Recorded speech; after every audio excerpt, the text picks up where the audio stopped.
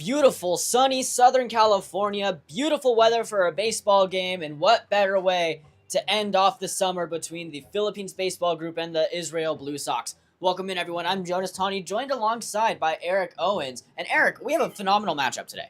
Yes, we do. Two teams that are facing each other for the very first time. So it's the first time that the Philippines baseball group and the Blue Sox are exhibiting in a match, if you will. Should be a fun one today. We have an exhibition match here in Valley Glen at Monarch Field. Now, field conditions may be a little interesting. Obviously, head coach Will Pickett coaches at Pierce College, and so their field's a little messed up right now. But Valley College, definitely a little bit different field. It's all turf, no grass, no dirt. How do those field conditions affect the play? Well, both teams, as we saw last week in the 18 and under Filipino World Series here at Valley College, the ball did carry, so there were a lot of triples. What do you think today's game is going to bring? It's going to be a good matchup so far. Talking with our producer, Will Lewin, whose birthday was actually last week. He just turned 21. Bro, he got He was saying how the over-under is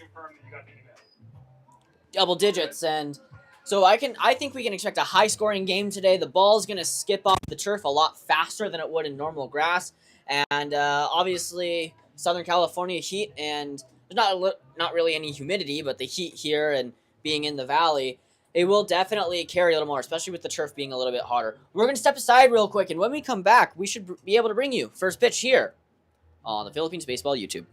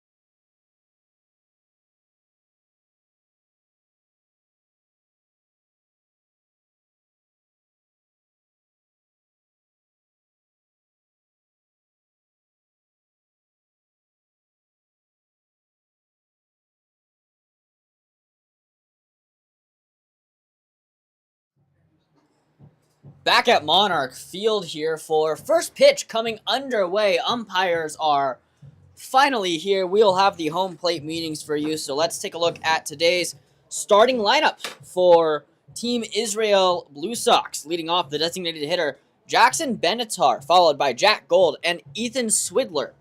Batting cleanup will be Jacob Kolasek, Matt Rosenfeld, and AJ Leiterman. AJ Leiterman, Isaac Seidel. I have all these names on, actually. I don't believe... So Richie Swidler, Jacob Kolasek, Matt Rosenfeld, AJ Leiterman, Isaac Seidler, Brendan Lieberman, and Matt McClure, I believe. But, names underway. That's your starting 9 for the Blue Sox. And you were saying how a couple of these guys, a couple of colleges they went to.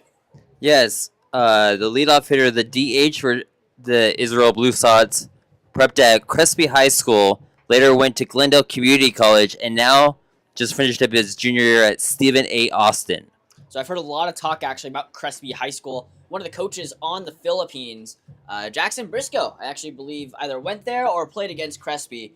But obviously a lot of talk around them. Let's take a look at the man on the mound for Team Philippines today. It's number 21, Andy Perez, CCL All-Star this year, and is definitely well-deserving of that All-Star spot. Had a gem of an outing here, or gem of a season in the CCL.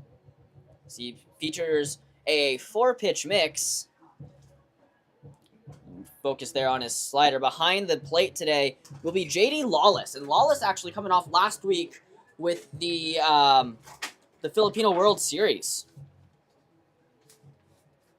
And what a tournament we did have here at LA Valley College. It's definitely one for the record books, as NorCal Ube ended up taking that one.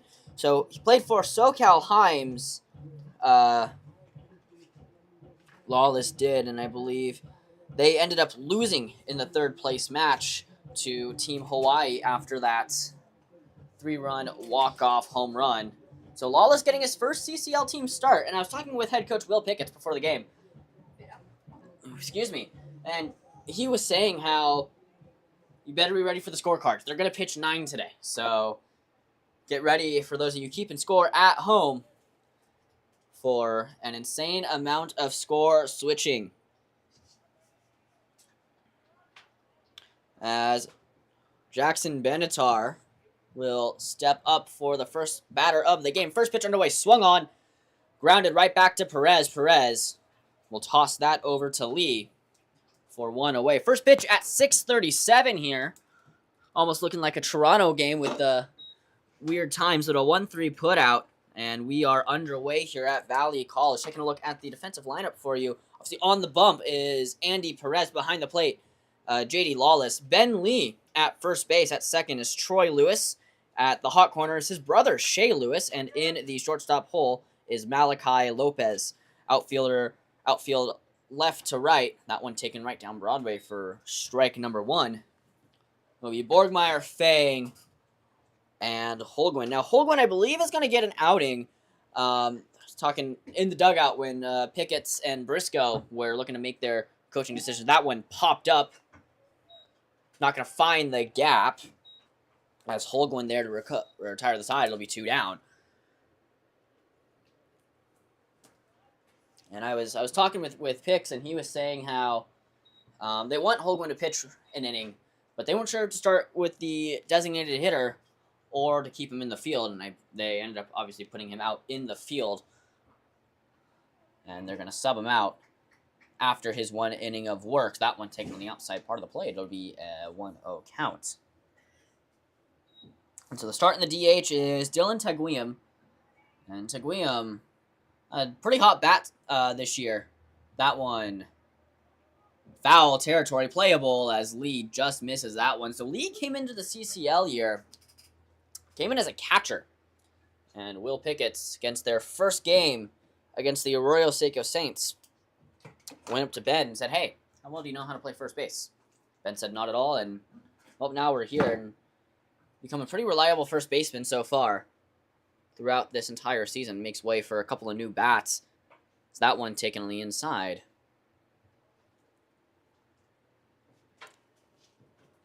For a 2-1 count. As Ethan Swidler takes that one at the knees, it'll be 2 apiece. 2 balls, 2 strikes, 2 outs. The great Vin Scully would say, deuces wild. As Ethan Swidler looks in, that one swung on a missed. And Perez with his first strikeout of the game. It'll be 3 up, 3 down as we go here to the bottom of the first at Monarch Field.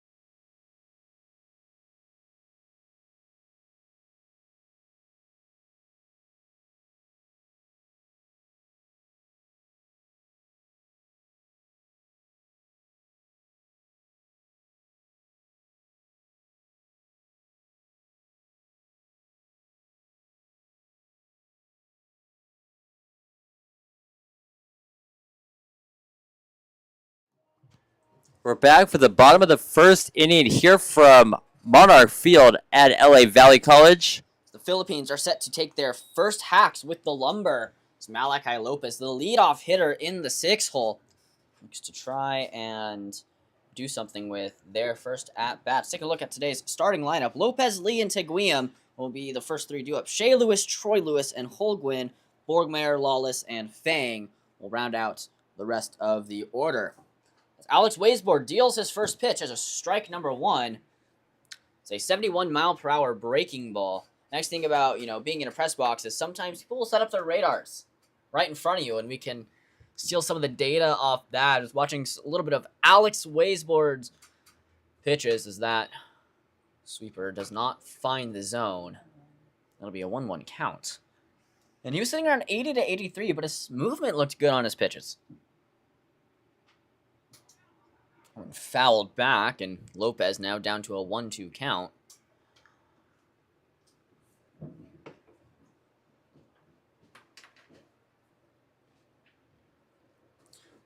So for those of you that have been following along with the CCL, GCCL, and the Filipino World Series, there's been a lot of movement going on within the last 2 months, starting off the summer on, I believe it was Memorial Day weekend with the spring training, and the first couple of games, June 2nd and 3rd, against Team Victory and the San Diego Bombers. Now ending it off in an exhibition game against the Israel Blue Sox. That one going to be blooped foul.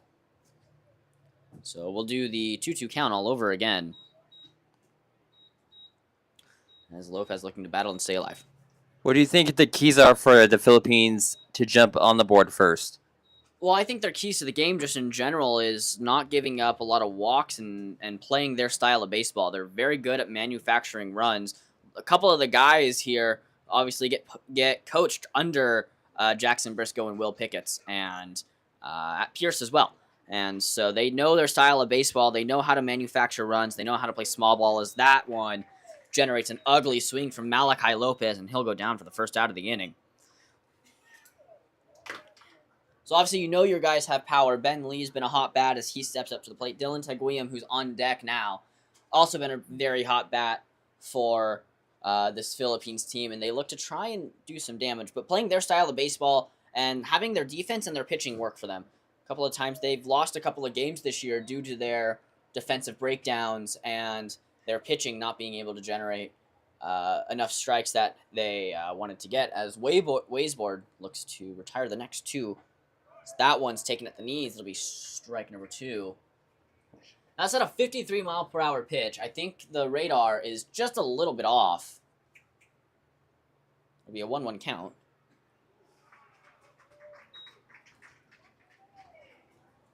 One-two count now, and Ben Lee could go down swinging here. It could be 2 strikeouts for Waysboard, who's been fairly effective with his pitches, as a high fastball will get Lee to chase for the second strikeout of the inning. No immaculation here, but still 2 straight strikeouts.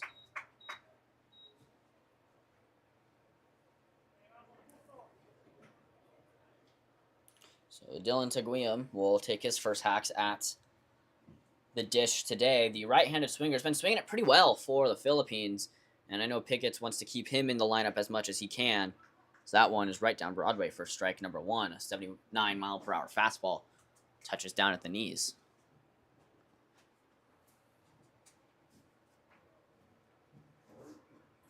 That one, the dribbler to third. The throw will be in time, and Taguiam will go down 5-3. 0-0 here at the end of the first. When we come back, the Blue Sox will grab the lumber.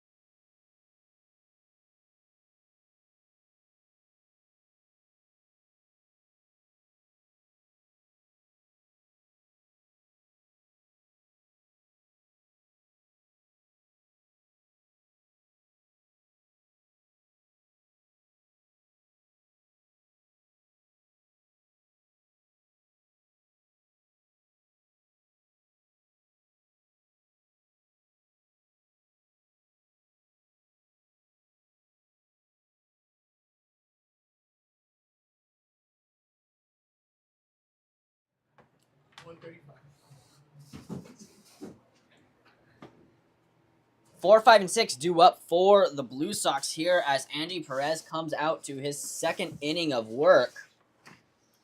Very efficient with his first inning. We'll see how he keeps the Blue Sox at bay, as that one to be fouled back.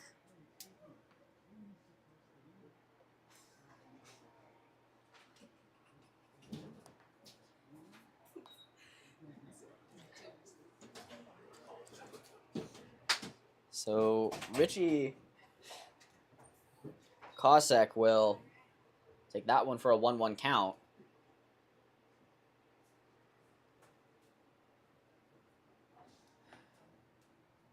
That one waved through. A big power swing there. I mean, you do have the 4, 5, and 6 due up for this lineup. So a lot of power swings are going to be generated with your cleanup hitters. Classic played this past season for Loyola Marymount University. An LMU, very good ball program. I know actually a couple of times that USC had to use their field. Their field was under construction this season. So that pitch from Perez, taken low.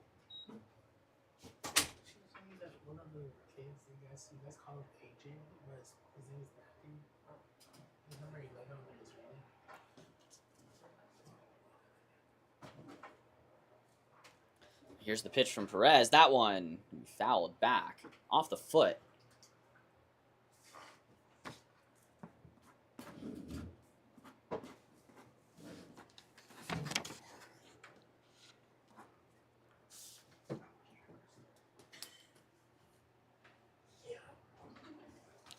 So 2-strike count from Perez will be fouled back. And we'll do the twos once again. So Philippines rounding off a busy week here at LA Valley College, having the Filipino World Series last week. Got started on Tuesday. 4 games on Tuesday and Wednesday. Home run derby and skills competition on Thursdays. That one's fouled back. And the twos will be done once again. Besides your besides calling the games, what was your favorite memory from the World Series? It's really hard to pick one. That one's going to be drilled to center field. Giving chase will be Fang, and he makes easy work of Kosek. Because we had one no-hitter, the first in the Philippine World Series history. We also had a 3-run walk-off on the final day. And those you are the first call 2 games. Yeah. I called the walk-off game. That one was definitely fun. I've called 2 walk-offs. The first walk-off I called was Team Canada against All States with the air in the bottom of the 7th that ended up scoring Colin Hill, and that one is going to go foul out of play. Which, that was the first game I called for the Filipino World Series. I had a little bit of car problems the day before, but still made it out, thankfully, and it's a lot of fun as Perez deals inside. But I think definitely my highlight of the Filipino World Series was game number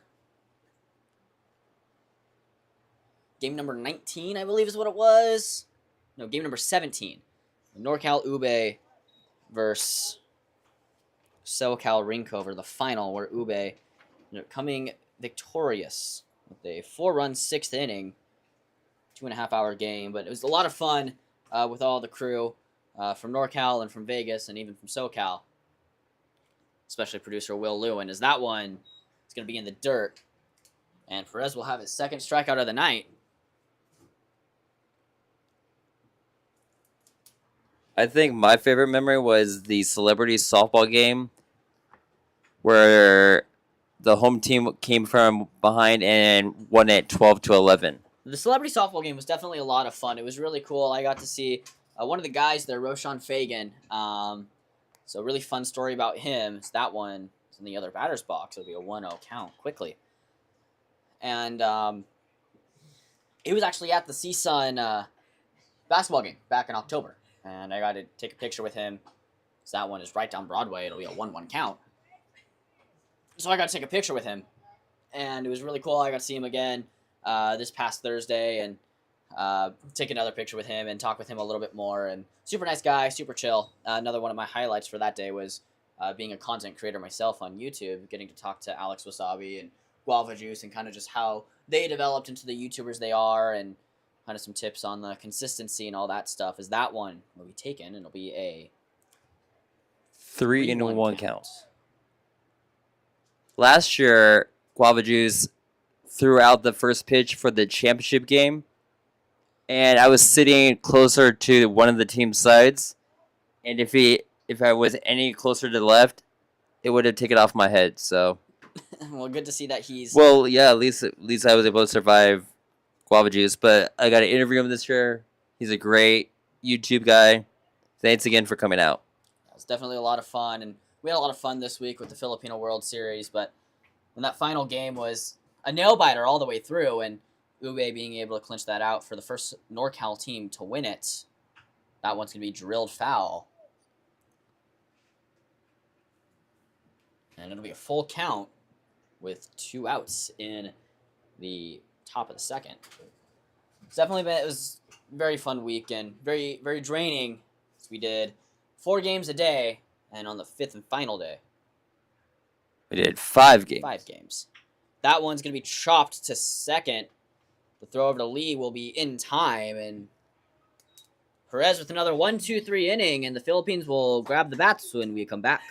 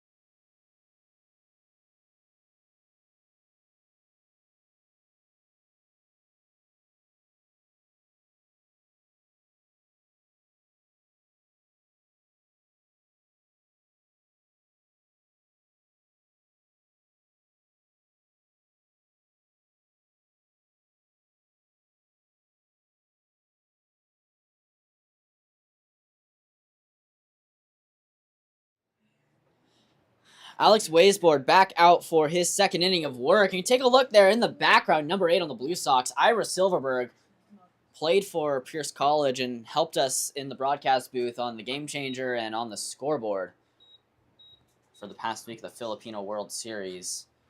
So good guy, very excited to play, and just happy to be back on the mound as Weisbord looks to have another inning of 3 up, 3 down as Lewis pops that one up. It's going to go foul. Will it stay in fair territory? It will not. So it goes out of the field of play for an 0-1 count.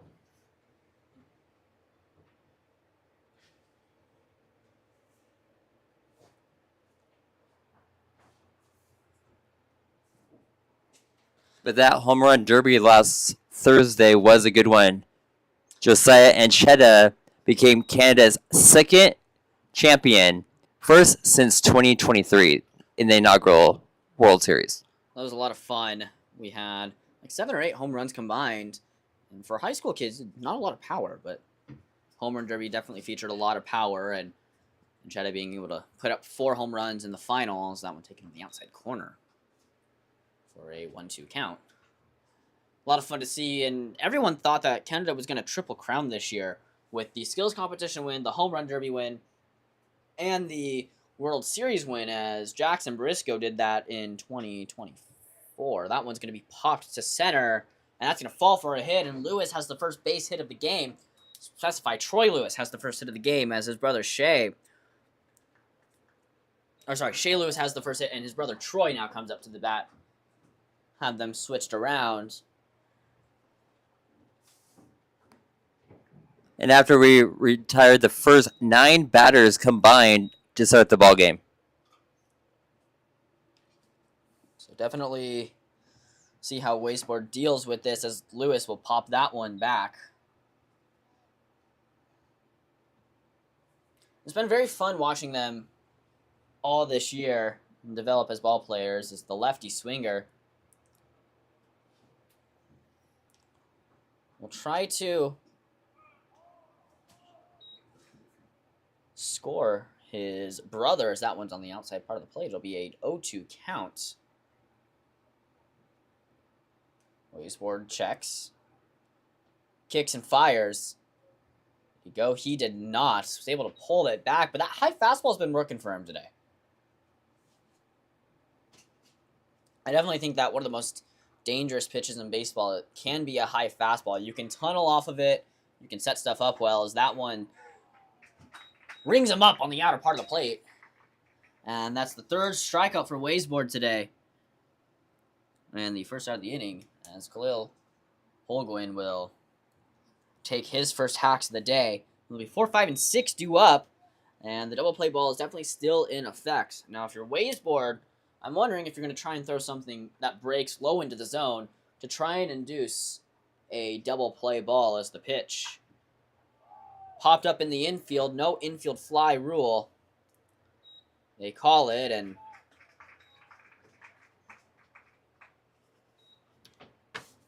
Lederman, third baseman, will retire. So it'll be P5 for the second out of the inning, and Mays Borgmeyer will to the plate. Well, Borgmeyer was helping out the entire World Series. He was here pretty much all the days of the World Series, and was helping him out with selling merch and at the ticket booth. And also, he was doing fantastic work on our Game Changers as well. Did help with the Game Changers. That one falls in for a strike at the knees, and definitely helps when you have someone who knows baseball on the Game Changer, especially a player nonetheless. Kicks and fires. That one's going to be a little too inside and not going to hit him. He has to dodge out of the way for that one.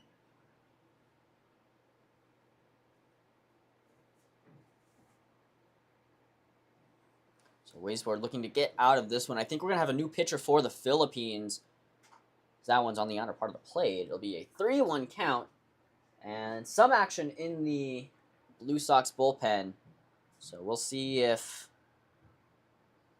when he will end up coming back in. He's kicking the fire. Be inside, and Borgmeyer draws a walk. That will bring up the high school catcher, J.D. Lawless. So Lawless going into his junior year of high school, swinging a wood bat, I think, for the first time, but had a phenomenal World Series. I believe he was first team all-tournament. So he gets the call here and got the starting position. So kicking the fire from Waseboard as he's going to shoot that one foul. And it'll be an 0-1 count.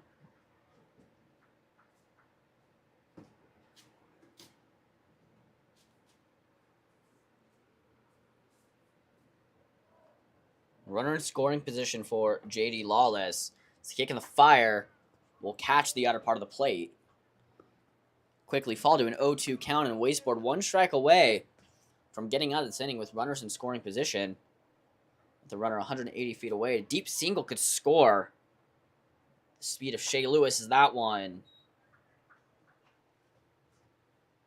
It's going to be just above the strike zone for a 1-2 count. Waseboard kicks and fires. That one going to be chopped foul. Several members of this team besides J.D. Lawless were a part of the 2024 World Series, which was my first time with the broadcasting crew. We had a fantastic season a season ago as well. It'll be 2 apiece in a real situation of deuces wild here. 2 on, 2 outs, 2-2 count. Bottom of the second. Waseboard shakes, gets his pitch. Comes set, kicks and fires. That one's going to be popped up. Shallow outfield. Under it is Gold, and he will retire Lawless. So, no runs, 1 hit, 2 left on base, no errors. At the end of 2, we're still tied at 2 apiece.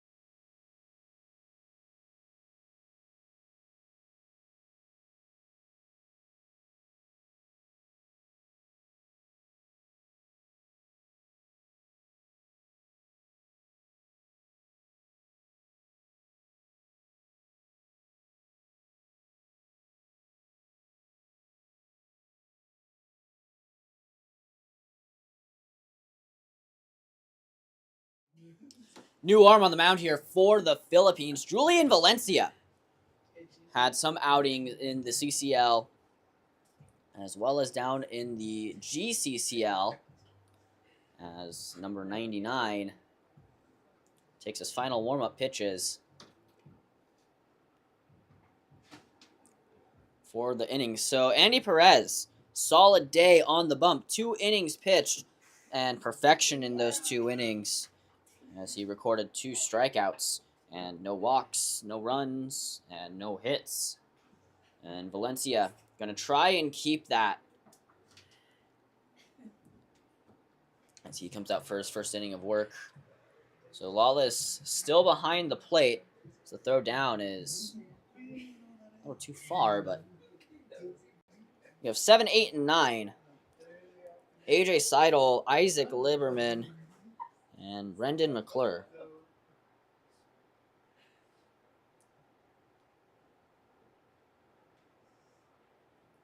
Will come up to the plate. So no more action in the Israel bullpen. I wonder if we'll see a new arm on the mound as Valencia gets set for his first pitch. Kicks and fires. That'll be outside for a 1-0 count.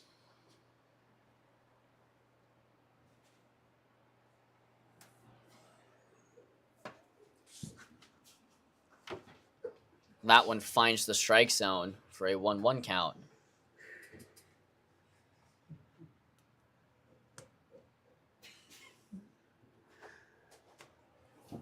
Defense stays the same.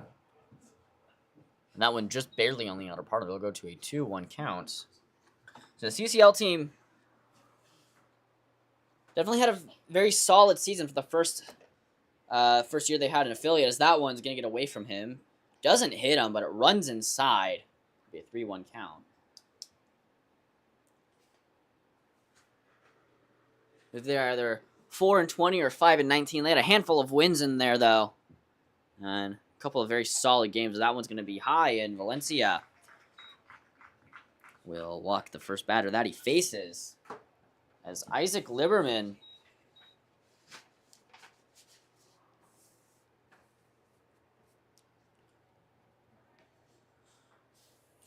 The shortstop will take his first hacks of the day with a runner on first. Valencia, the lefty,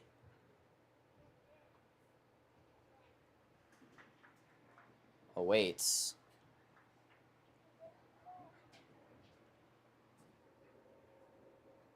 So Valencia gets his pitch, kicks and fires. Now it's going to be taken just a bit high. Fastball not able to find the zone for a 1-0 count.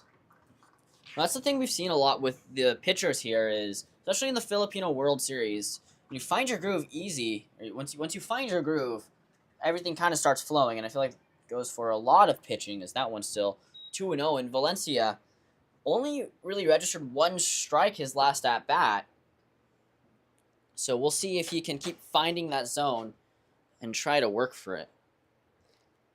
As runner goes, Lawless, the throw down will be not in time, so it's a stolen base for AJ Seidel. And now we have a runner in scoring position. Perez will get the no decision, so he did not go 5, so he does not have enough innings to register the win. So Valencia looks in, kicks and fires. That one will be taken on the outer half. I'll do a 3-1 count. And Valencia could quickly be dealing with runners on first and second. Now, if you don't take care of the runners and you don't take care of the baseball, you become very dangerous very quickly. And we've seen that a couple of times with the Philippines, where they focus on just getting the ball over the plate and throwing hard. That one doesn't catch the zone. And you'll have runners on first and second as Brandon McClure come up to the plate. So it's definitely been a case for the Philippines this entire season. They go to their bullpen, and they bullpen focuses on throwing hard and not throwing on command. And sometimes that can definitely hurt a team, as that sweeper just misses the inside part of the plate for a 1-0 count. The lefty-lefty matchup definitely favors the pitcher with the way a lot of the stuff moves. If you have a sweeper or a slider, it will move a little glove side. The back pick, or the pick off at least, a spin move there, not in time. Got to be a little cautious here with the sweeper or with anything that breaks glove side. Because if you don't throw it right, it could fall straight into the barrel of McClure. He has a little bit of power. Saw him taking his warm-up swings in BP, and they were flying pretty well.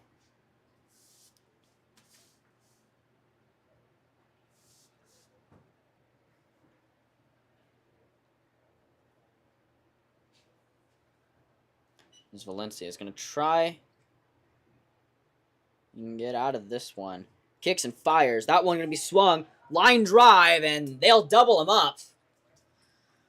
So McClure lines out to Troy Lewis. That's a rare double off that you'll not really see. So it'll be L4 for the first out of the inning. The second out will be Seidel, who wasn't able to get back in time.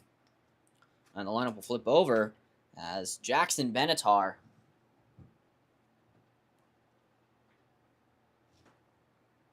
step back up to the plate, and Valencia just one pitch away from getting out of this inning. And that double off was definitely very helpful as that sweeper misses the zone.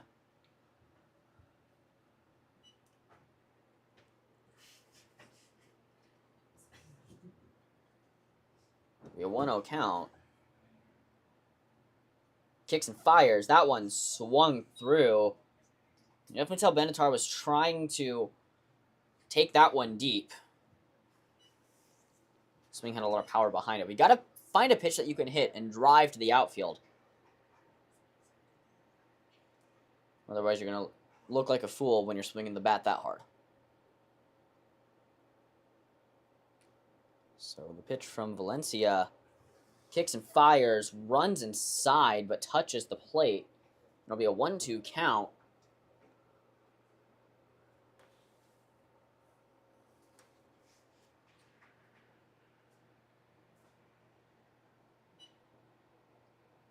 Valencia shakes off, gets his pitch. Kick and fire. No, won't touch the plate, so 2s all around once again. So if you were playing poker right now, 2-2 with 2 outs, 3 of a kind, that's a pretty good hand. I'm not a big poker player myself, but so there's that pitch. That one's going to be outside and will be at full. So pay attention here to the runner on first. Full count at a 3-2 count with 2 outs. Runner will be going in case something is hit in the air. Valencia knows that. Would not be surprised to hold him on. Runner does not go as he draws the walk.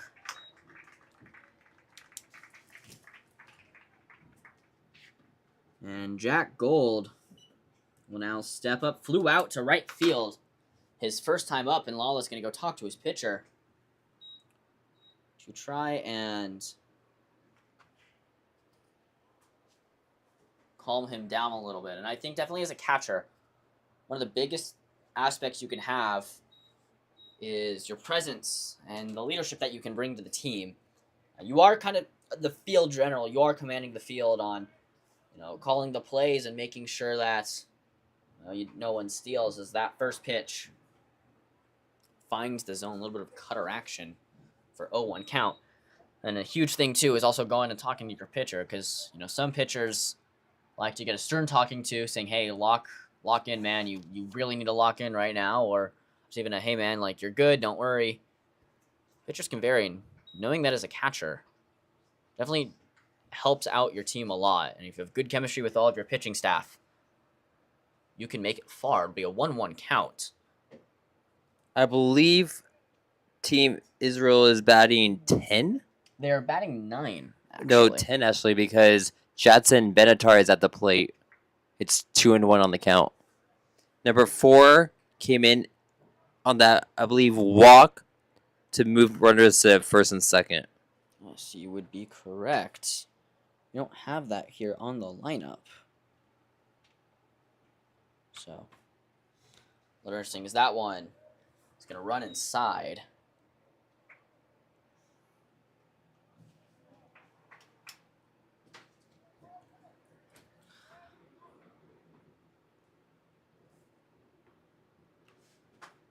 Two and 2 and 2 on for the Blue Sox. 2 outs. Is that one going to be popped up? Shallow center. Fang giving chase. Camps under and retires it. So Benatar will fly out. Not Gold. It'll be F8 in the third as Valencia works out of the inning.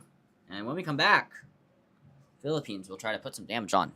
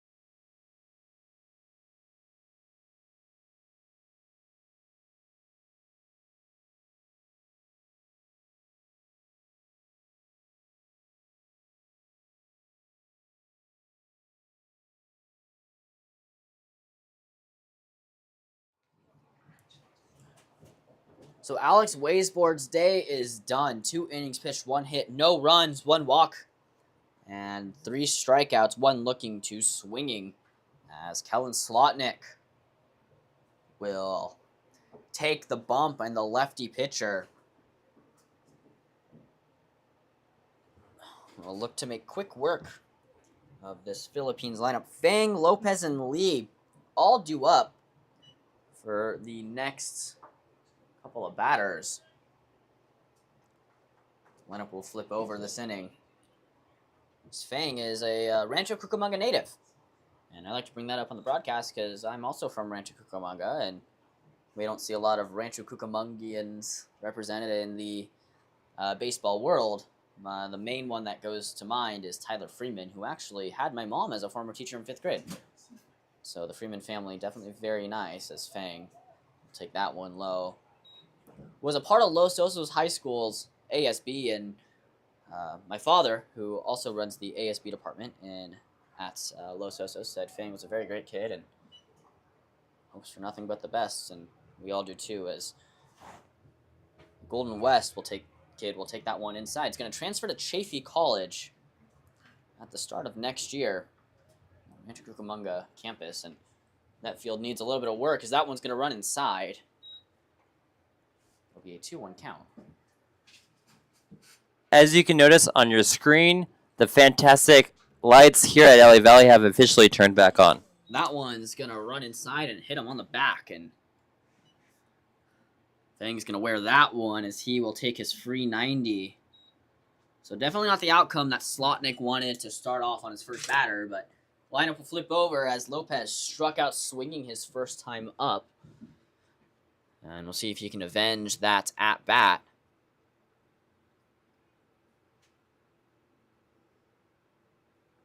I think a little bit of confusion between the umpire and Slotnick.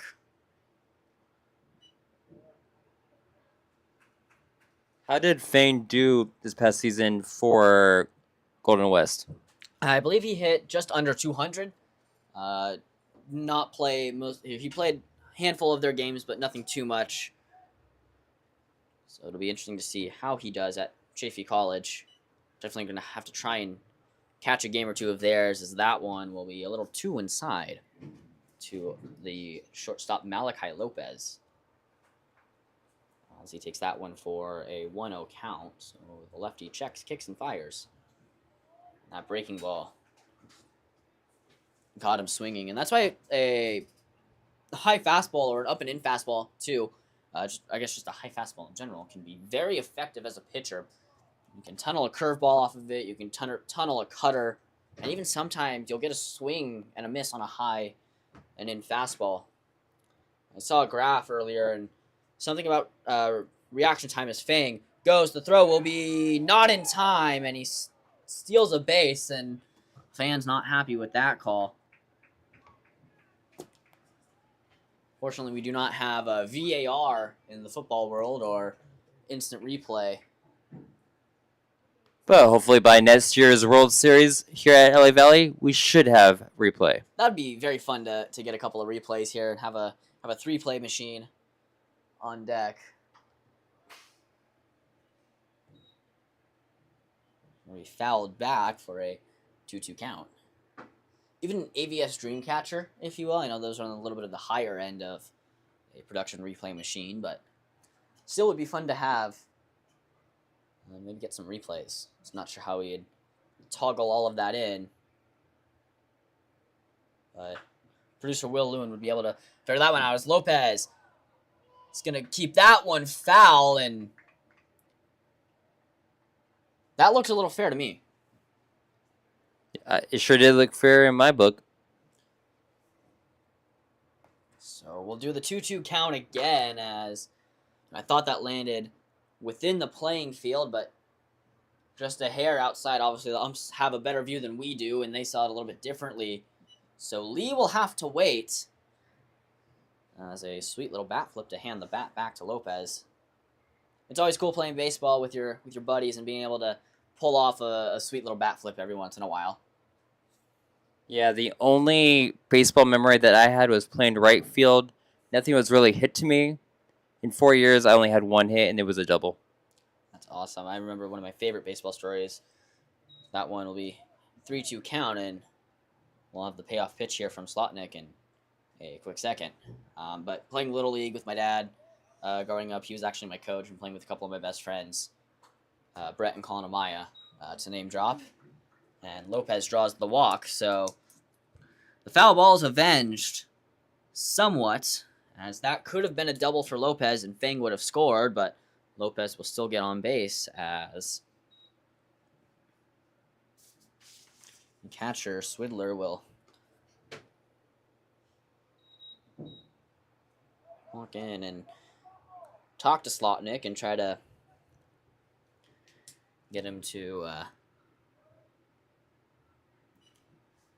calm down. So Slotnick, the lefty, gonna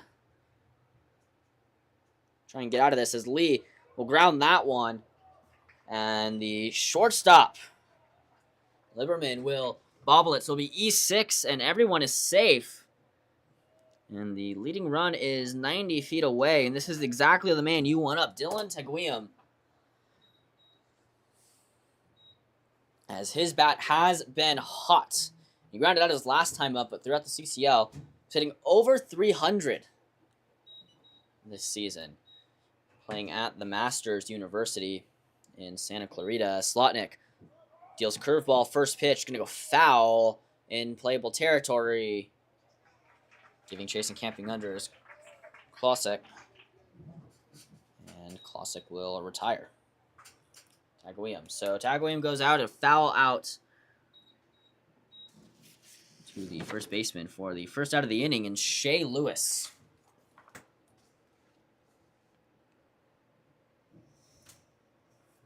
Will step up to the plate, hit a single in his first time up, breaking up the no-no for Team Israel, as that one is going to be inside, kiss the corner of the plate for a 0-1 count. So official scoring from our great producer, Will Lewin, as he scored that in the air. Can't bobble the ball, something like that. That one going to be driven to right field, camping under.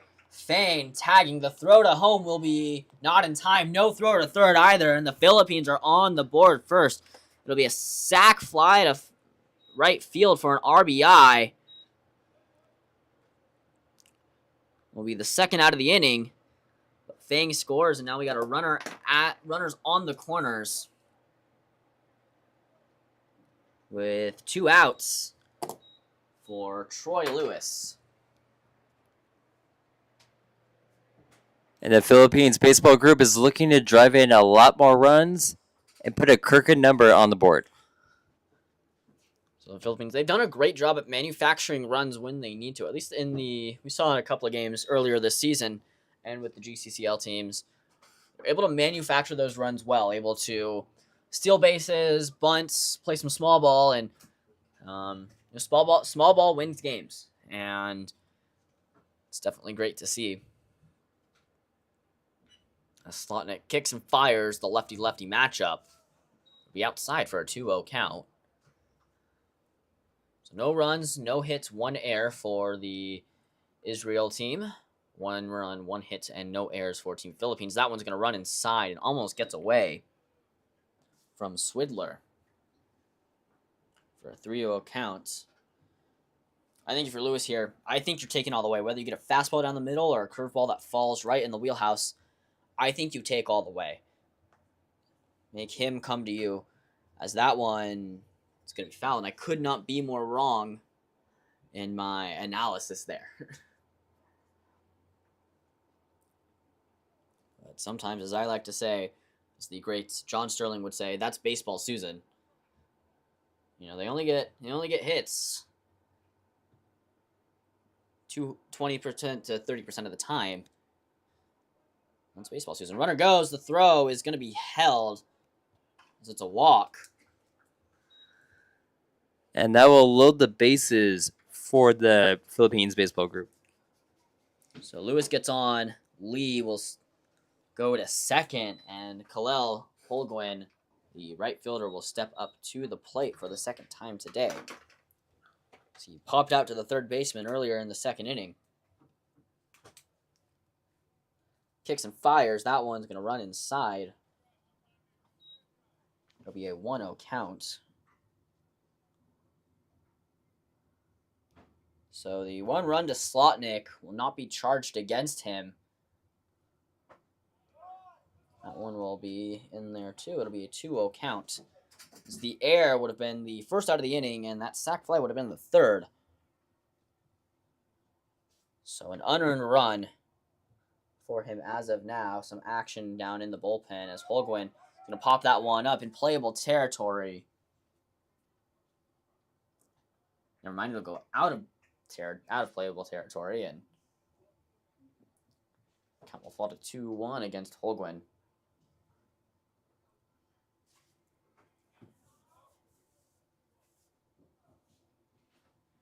Big fan of this jersey matchup. The dark blue with the light blue socks and lettering is that one. It's going to get Holguin to chase. It'll be a 2-2 count now. Dark blue, light blue lettering, and the light blue hats and socks. Two blues make it really nice. And their jerseys are the same color as Team Canada. That was a nice shade of red as well. That one, we popped to center field, giving chase is Gold, and he will retire. So, Philippines will take the lead. 1 run, no hits, 1 error, and bases juiced. We'll go to the top of the 4th when we come back.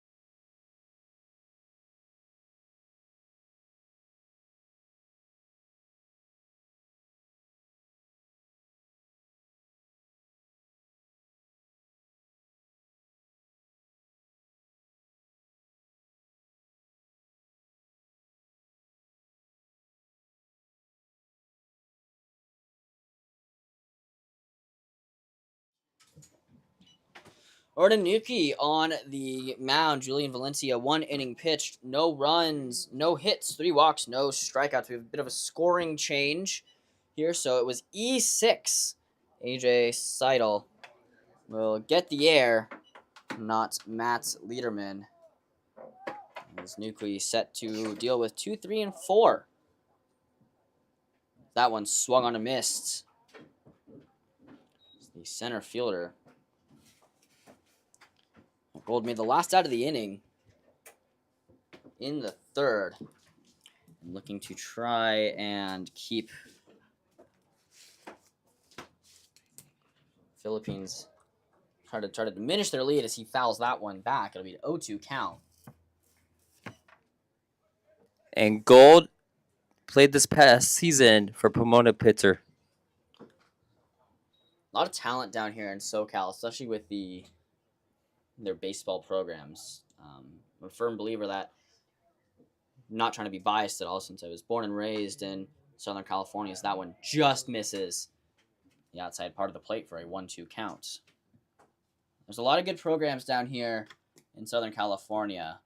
And I mean, I know you being a Dodger fan yourself and me being a Yankees fan, there's a little bit of discourse between us. But during the year that Yoshinobu Yamamoto was going to sign, the Yankees came down to LA. That one's going to be staying in the infield, and Lopez going to retire him. So it'll be P7, P6, apologies. And that's going to bring up the pride of now Big Ten University of Washington and Ethan Swidler. So Ethan Swidler. How do you feel about all the NCAA division realignment? It's a lot to get used to, I gotta say. Absolutely. It'll be fun to see the new alignments. That one's going to run inside for a 1-0 count. You know, being a CSUN man myself, being in the Big West and covering their production, I'm excited to see Utah Valley and CBU joining next year. Cool to see the expansion, but I believe UC Davis will be leaving the Big West and joining the Mountain West. So that curveball will find the zone. Going back to that Yamamoto story, Aaron Boone and the Yankees pitching coach came out to watch a workout with Yoshinobu Yamamoto down here at Dodger Stadium, and the pitching coach was there first. Boone came a little bit later, and the minute Boone came, the pitching coach turned to him and said, "Hey, man, there's no way we're going to sign this guy. I mean, it's the middle of December, it's bright and sunny, and you're down here in LA, and there's no way that Yankees were going to sign him." Obviously went to the Dodgers, as that one is taken at the chest. It'll be a 2-2 count. As Swidler is going to try and stay alive here at the pitch from Ronan. Dribble to Lopez. Lopez gobbles that one up. Strong throw over to Lee. The second out of the inning, 6-3 putout. And Lopez getting a lot of action in the 6th hole this inning. As Klosek will try to keep this inning alive. So, perfect game not intact. 3 walks were given up. The pitch from Ronan. Curveball will fall a little short. I think it slipped out of the hand just a little bit. I am a little sad that Hawaii will be leaving the Big West. So yeah, that is going to be a little unfortunate. Talked with a lot of their broadcast guys and all the guys I've met from them that cover, Hawaii baseball and as well as Hawaii basketball. Super nice guys and a lot of fun to talk with them. And you see the same guys every so often. That one's going to get away from Lawless. And they're all super cool, super nice, and kind of develop this camaraderie. Even though you're playing for different teams and you're cheering for different teams, you still get to chat with each other, and it's super cool seeing the same guys over and over again. Pitch from Nuki will fall in there for a strike, as Klosek will fan over that one. So a 2-2 count. Kicks and fires. That one going to run inside, and we'll get the payoff pitch for you here shortly. Yeah, the Big West, definitely one of the best mid-major conferences in the NCAA. Kicks and fires, fouled back, and we'll do the payoff pitch over again. the Blue Sox are made up of everybody from outgoing high school seniors and juniors to junior college in the 3C 2A.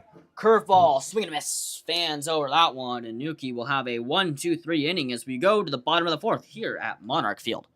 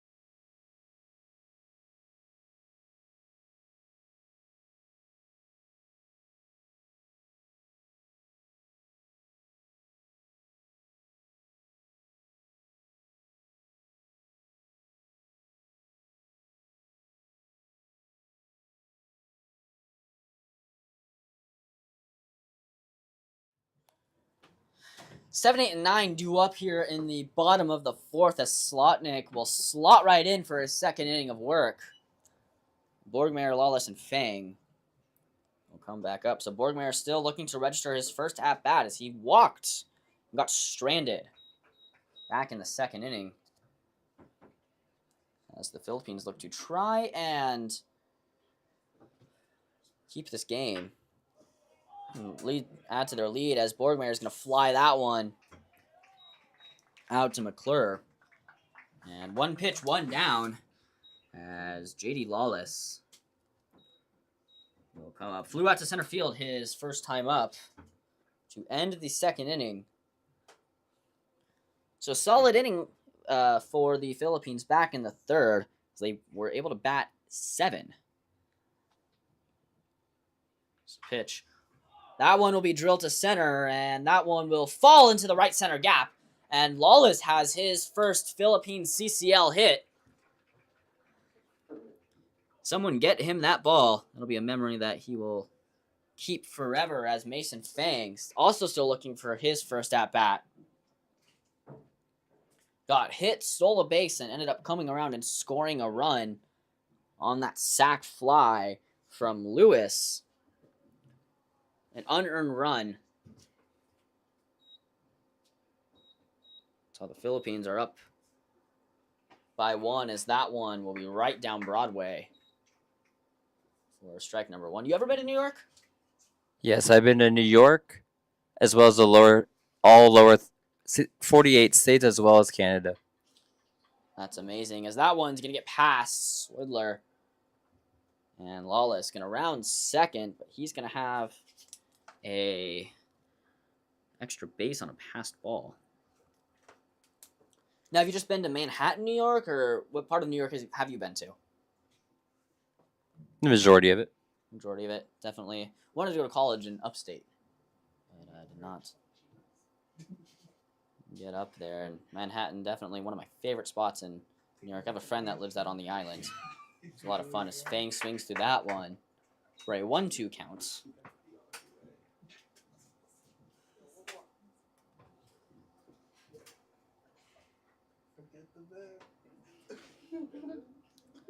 Fang looking to work out of this 1-2 count as the pitch from Slotnick.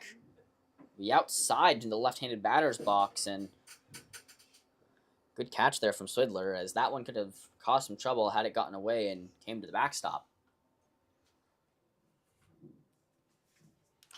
So the 2-2 count. Popped up, still in playable territory, but in foul. That one will be way out of play, and a couple of fans for ducking for cover here. Sometimes with the high net, you're not able to see where the ball is going and where it's going to land.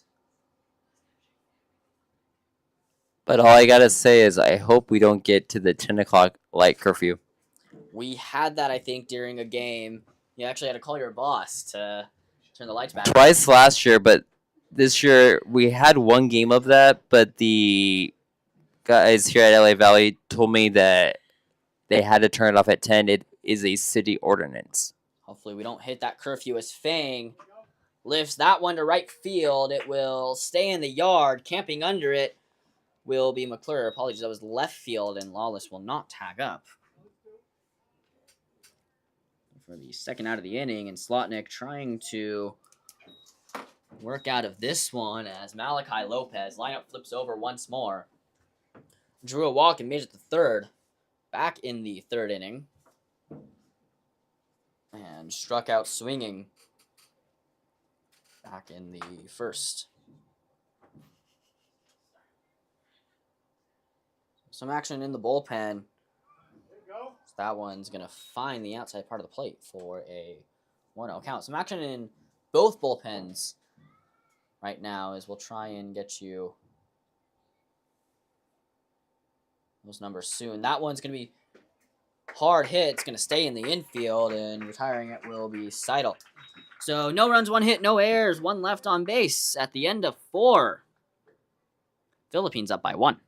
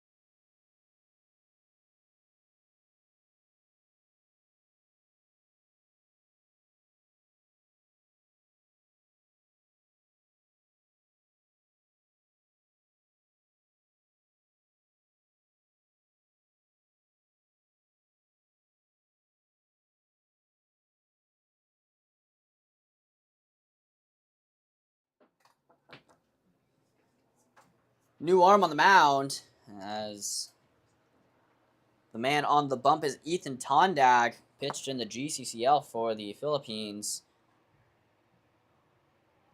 this previous summer.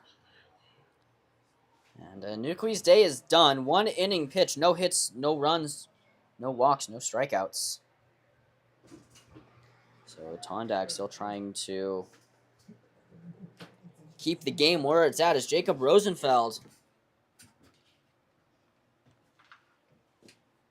will step up that curveball, find the zone, and Tondag, pretty big looping curveball from what we've seen.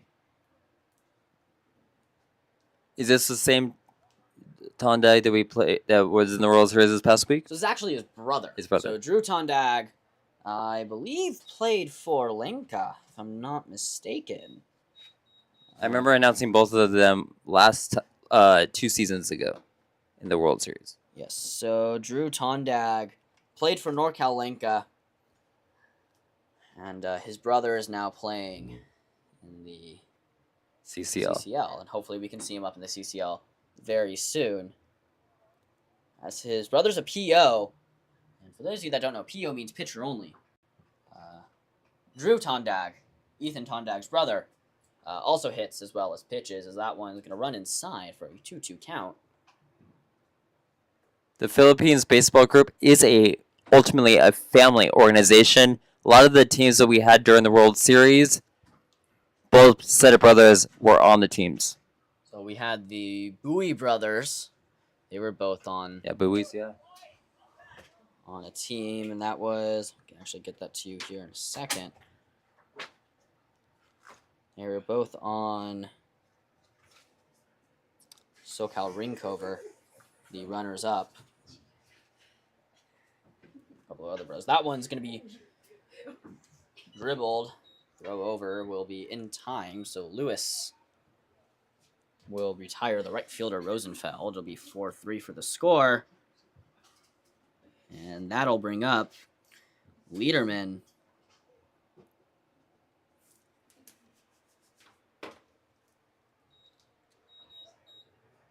The third baseman who grounded out to Lewis last time back in the second inning.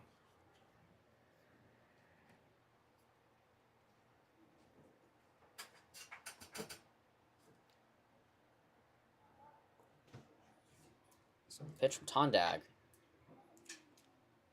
Another ground ball to Lopez to throw over to Lee and makes it look easy, as he's made that throw 1,000,000 times and now make it 1,000,001. As he retires Liederman for the second out of the inning. And the second baseman of AJ Seidel. Seidel is a 2025 graduate, and he's on his way to Tufts University. Congrats to him on graduating high school. We wish him the best of luck at Tufts University, as that one is grounded foul.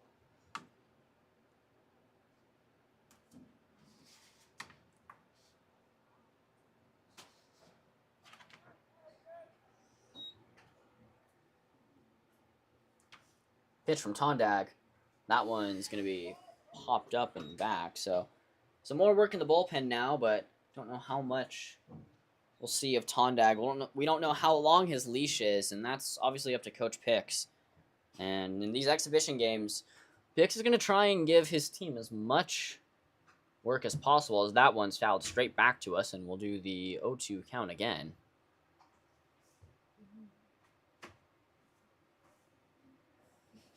So unavailable for the Philippines is Braden Briscoe. He threw a bullpen a little bit earlier today. It's not thrown, as that one's going to be grounded. Staying in fair territory. The throw from Lewis is in time with a scoop from Lee. What a play. Beautiful play to end the inning. We're halfway home. The Philippines still lead by 1.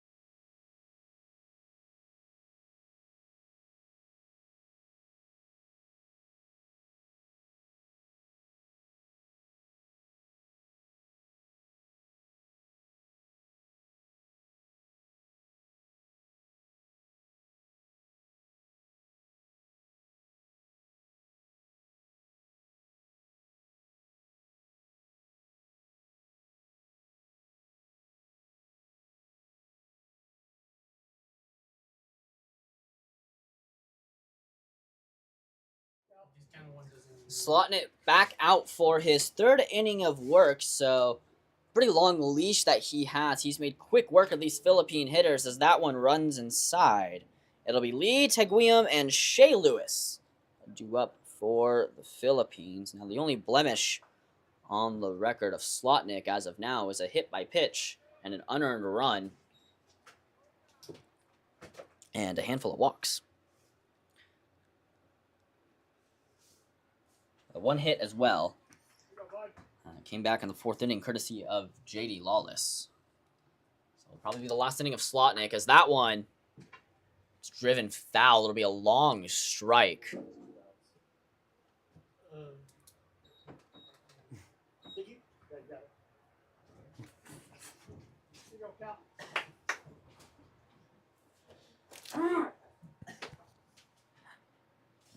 Slotnick kicks and fires. Lee's going to pop that one up.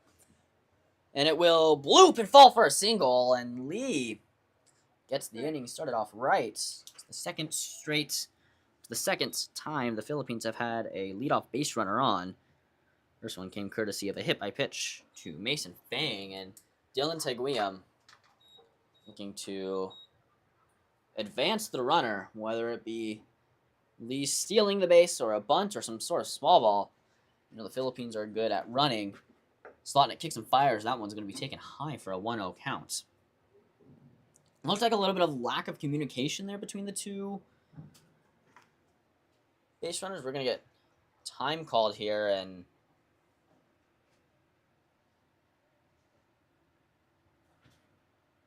see what happens.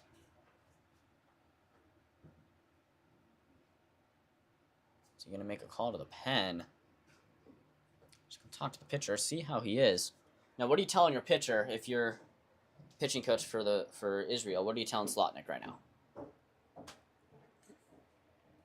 You have a base runner on at first base in a one-run game. Don't let anything go by via like a wild pitch or a pass ball. Obviously, a defensive coaching there as well as the entire defense came around. I'm curious if they're making any defensive alignments. We'll see if the corners are playing in for a double play ball, and I think you're trying to work a double play here. If you're Slotnick, that obviously is the ideal situation, and then you just have to worry about the one out in Lewis. Big swing from Teguium is that's always what you want after a mound visit, a first pitch strike, and executed that curveball well, and made Teguium look silly. You need to eliminate the big inning. That one could be looming as Teguium lines that one foul. It'll be a 1-2 count. And yeah, we've seen that a lot throughout these past couple of games. Once you get one or two, the floodgates open. And once the gates open... We saw a game where, I believe, was it Hawaii that was down 10-0? It's Hawaii that was down 10-0 in the third place game. It ended up coming back and scoring 15 runs in 2 innings, as that one's going to be popped up to shallow right field. Camping under it will be Rosenfeld as he makes the catch. First out of the inning, and now a double play here gets you out of this inning. And Shea Lewis is going to try and eliminate that as he comes up for the third time. Had a sacrifice RBI, scoring Fang his last time up and hit a single. So 1 for 1. That one sees some firewood. The throw to second in time. The throw to first will be not in time. It will be in time. They called him out.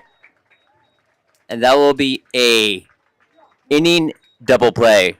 5-4-3 off of some firewood there. Lee getting out at second and Lewis getting out at third. When we come back, top of the 6 here for you next.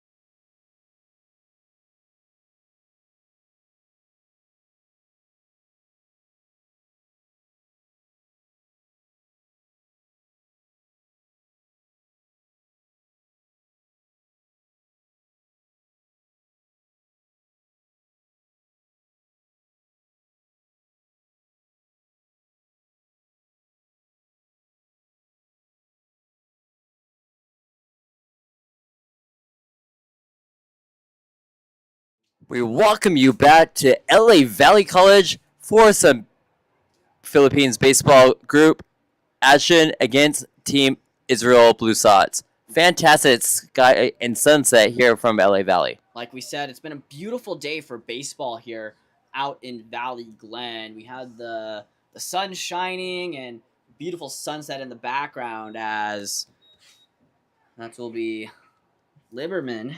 I think Liberman set to take his first swings of the sixth inning, and Ethan Tondag back out for his second full inning of work. And we've been blessed with some very good weather this past week and a half to play some baseball in. In comparison to the last year's World Series where we had near 100-degree weather conditions. Especially being down here on the turf doesn't help when turf is probably 10, 15 degrees hotter than the actual air itself. Be draining on a player as Tondak kicks and fires that one. Gonna be chopped down to Lewis. Lewis, the throw to Lee is in time. Another 5-3 play for the first out of the inning, and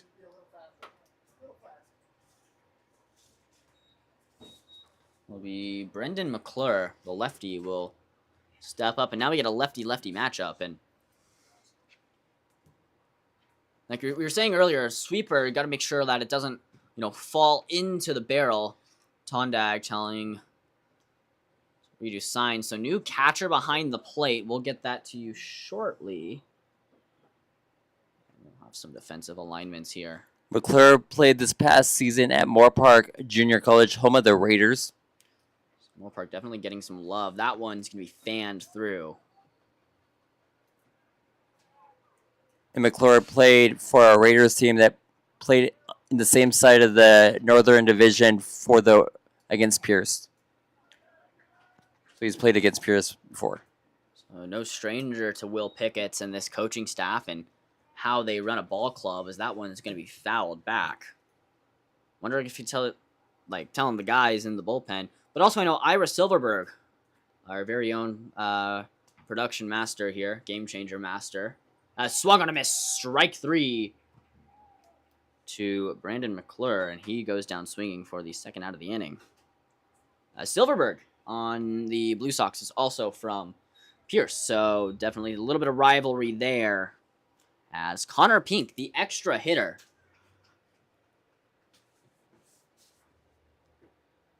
due up, and that one is just below the knees for ball number 1.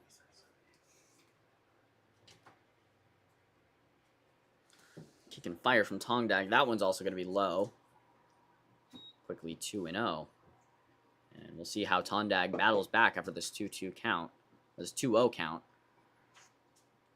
Beautiful sunset here in the background of the sky. And I'll always just remind you why baseball is such an awesome game, especially during the summers. That one is going to be flared down for the first base hit of the game for the Blue Sox. That one's going to find the corner. Rounding second is Pink. The throw to third will be laser down, not in time. And the first hit of the game will be a triple for Connor Pink. And I believe that's the first extra base hit for either side tonight. That is correct. But it's the first hit for the Israel Blue Sox here in the top of the 6th. And that could definitely open up some momentum as the lineup flips over. For Jackson Benatar. So Benatar takes that curveball down low. And that breaks up the no-no. I was getting a little excited to see if we could actually see one in a CCL game, but obviously kind of hard to do. One of the hardest things to do in a baseball game as a pitcher. Probably the only thing that's harder is throwing a perfect game. Yeah. But we did have 5 2/3 of no-hit baseball so far. Combined. Combined, yeah. So that one, find the corner for a strike. Just gives it a little kiss.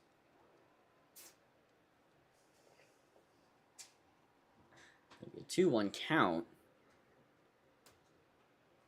It's Jackson Benatar, the designated hitter. try and drive in the runner in scoring position. That one, not going to find the zone. It'll be a 3-1 count. Jadson Benatar, great hitter. Played for a great Crespi program as well as Glendale Community College program. Looking to swing it for the fences. Playing time we heard being limited. That one is not in there for a strike. I think it just missed high. So we were saying playing time limited for undisclosed reasons. You were talking with the coach earlier. Yeah. Undisclosed reasons, but would be playing the field usually. Ended up in a designated hitter spot. So head coach Will Pix is going to come out, talk to his player, and I think we are going to have a pitching change.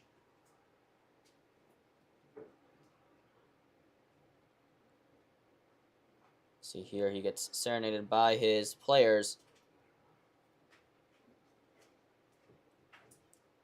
Pix done a great job with this program. Him and his father, Bill Pix, actually won Coach of the Year at Pierce College.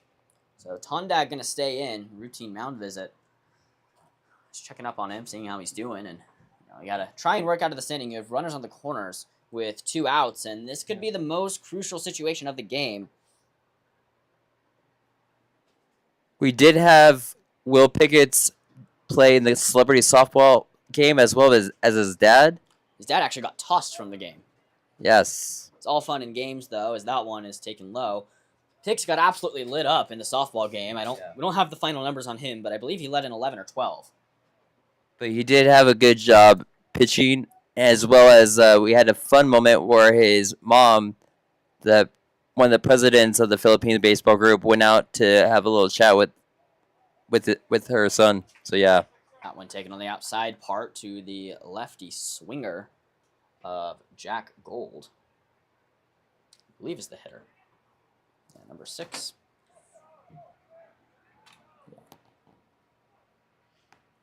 So lefty-lefty matchup. Tondak kicks and fires. That one popped up. Runners are advancing. Fang camping under and will retire Gold. So no runs, 1 hit, no errors, 2 left on base. The end of 5.5. Philippines are still up by 1.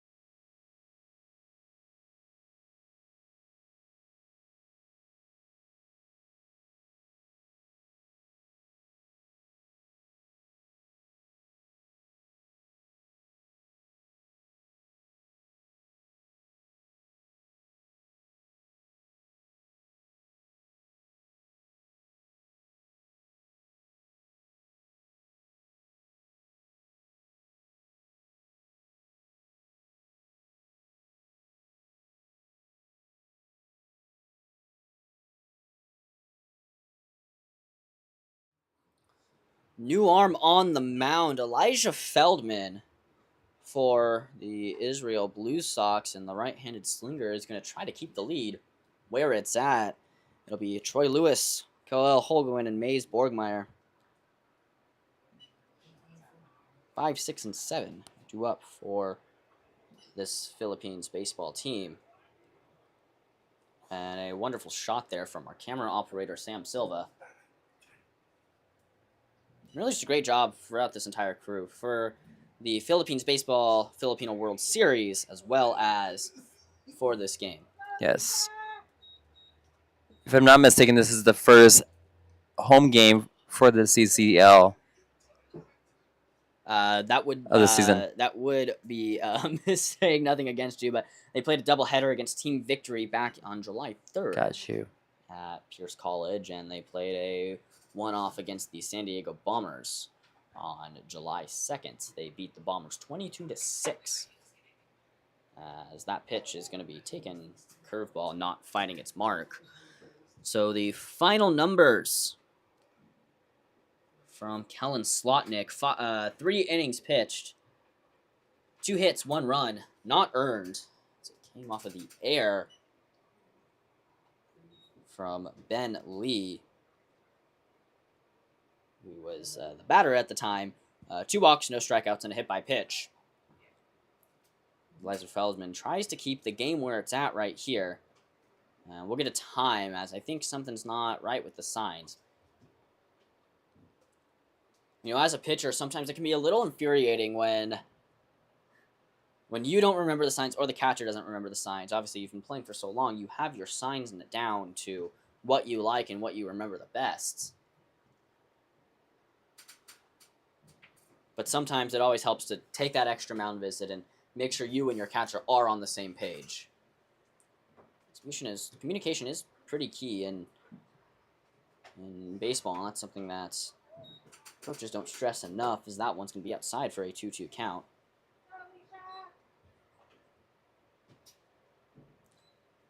So the pitch swung on, and we'll do the 2s again.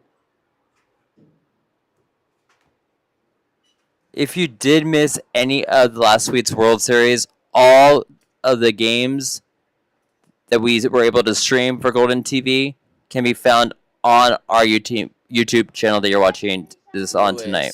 Pops that one up. It'll be shallow center field.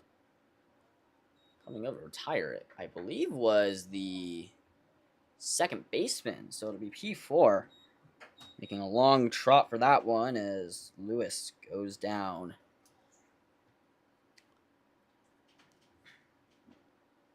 And Kalel Holguin is done in right field, so new batter, number 25, and we'll get to that name here in a second, is that one. We take in Johnson, that fills in for Holguin, and I believe that we'll see Holguin on the mound next, because he's been taken out. That one not going to find the mark. It'll be 2-0. So Borgmeyer still due up next.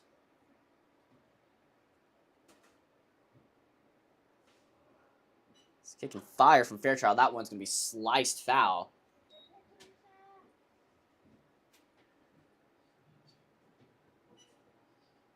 And Alicia Fairchild. Oh, able to find it. So kicks and fires. Fans through that one for a 2-2 count. And Feldman. I keep saying Fairchild. I meant Feldman. So Feldman going to get his strikeout as that high fastball comes back. And some beautiful bite on that one as he has the first strikeout of the inning. And Mays Borgmeyer. So another, I believe, CCL player in Adams. Not CCL player. That fastball also blows him away for an 0-1 count. So, Filipino World Series player J.D. Lawless is done catching for the day. Kicks and fires. Fans through that one.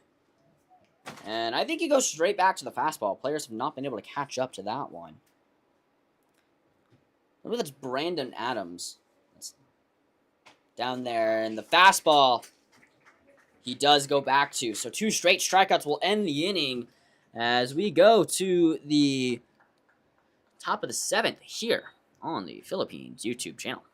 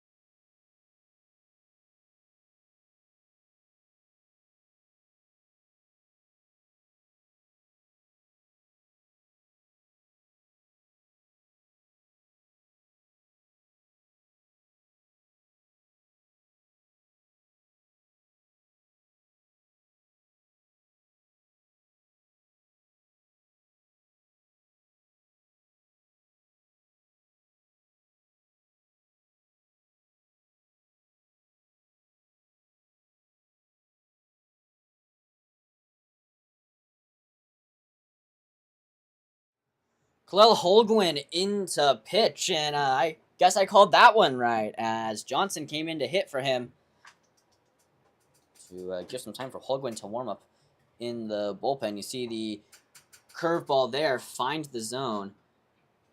Adams will be behind the dish now, taking over for Lawless. I think they're splitting time. I believe it's Brandon Adams that came in. He got hit by a pitch. So funny story about him. He played for Rinkover. And I thought that he would have been done for the tournament. He got hit in the head by a fastball that was in the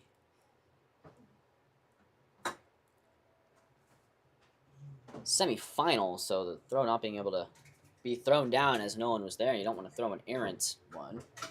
So Yeah, and that when they advanced to the championship game, he was wearing a taped up side piece. absolutely, talk about grit there, as he got hit by the pitch, hit him in the helmet, and I thought the ball ran into him and hit him on the forehead because his forehead was bleeding.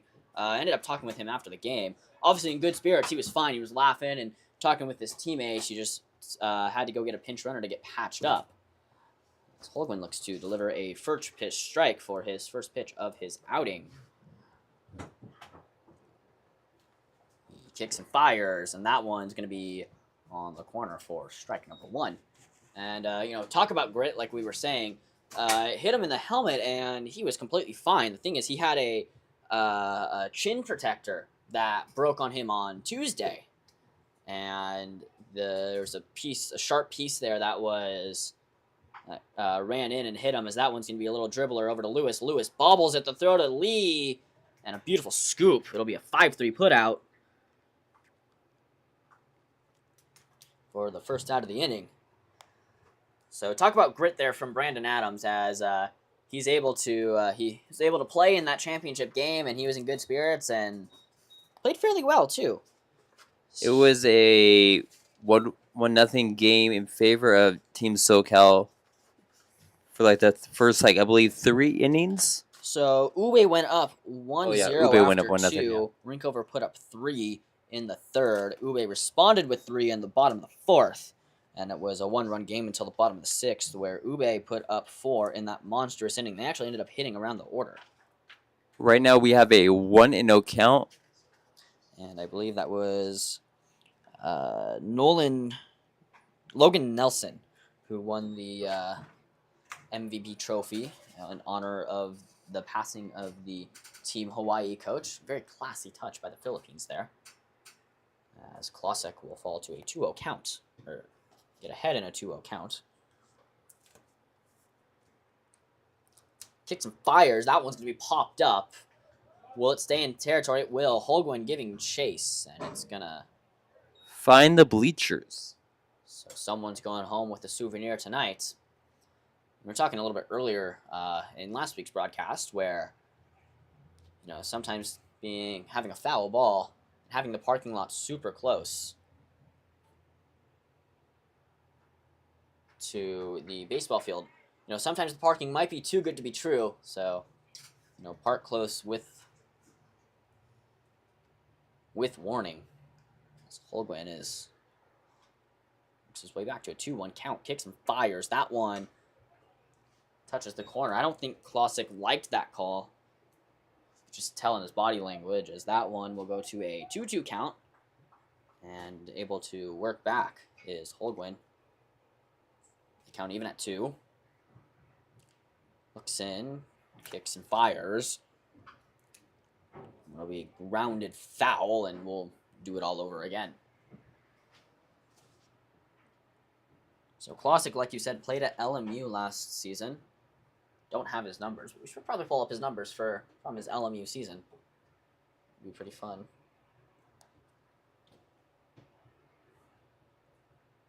So we'll do it again with Holguin. Kicks and fires. That one's going to run inside.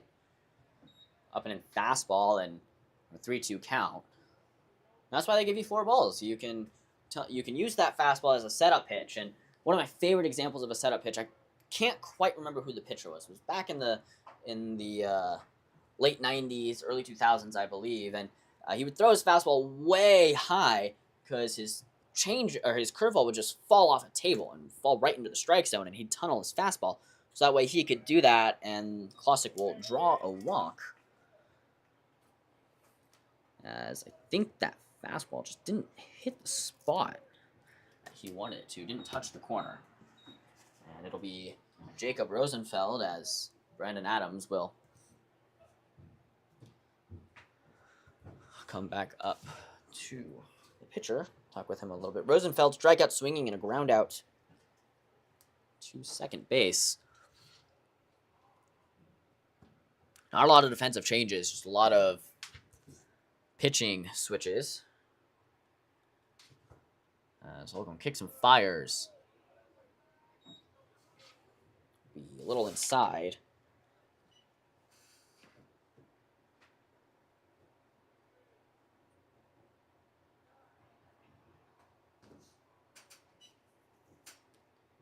Runner goes, get away from Adams, and Klosick is going to advance to second. Not sure how you would score that if it's a pass ball, but a runner also goes. Would that be counted as a stolen base?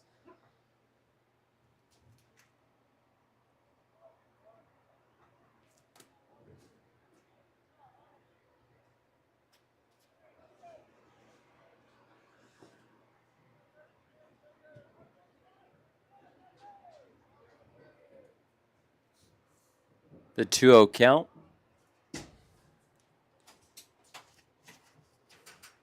He kicks and fires. That one taking low for a 3-0 count, and I don't think some of the Philippines fans agreed with that call.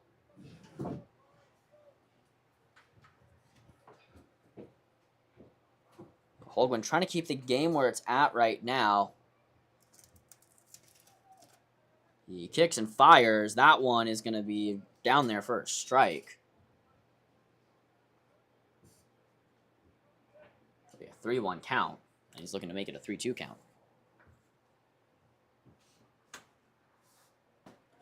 So the Blue Sox have done a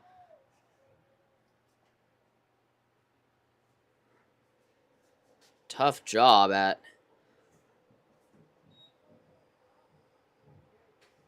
leaving runners on base.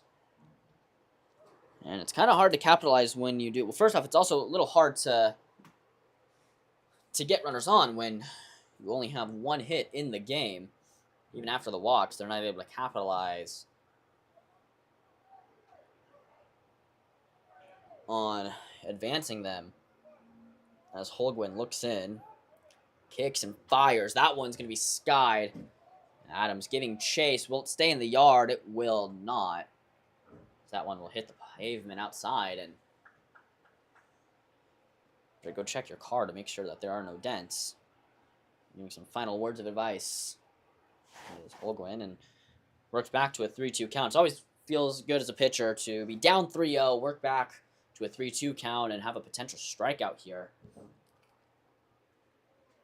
Or have a ground ball and end the inning with a runner at first base. Yes, that's also nice too. But in this case, a runner at second. So yeah, a strikeout would be good right here.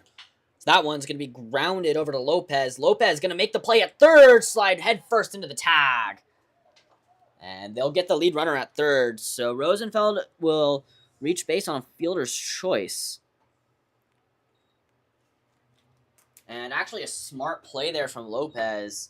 Usually you want to go to first for the easy out, but when you have a guy running a hard 90, such as Rosenfeld, and we've seen his speed throughout the day, going to third is definitely the easier choice to retire.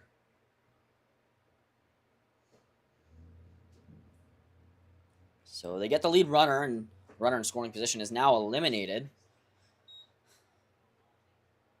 as Matt Lederman will step up to the plate. Takeoff attempts. Doesn't go. And Holguin is 1 out away from getting out of this inning. From what we thought could have been a scary inning. The runner in scoring position. Runner goes. That one's going to be checked, swing, and fouled. Going to hit the light post. It'll be an 0-1 count. I think if he swung fully through, he was a little late on that check swing. Timing was definitely a little late, but I think that could have hit that one into the gap. Probably would have fallen for a hit. Now down 0-1. Holguin looks in, holding the runner off at first. Pick off.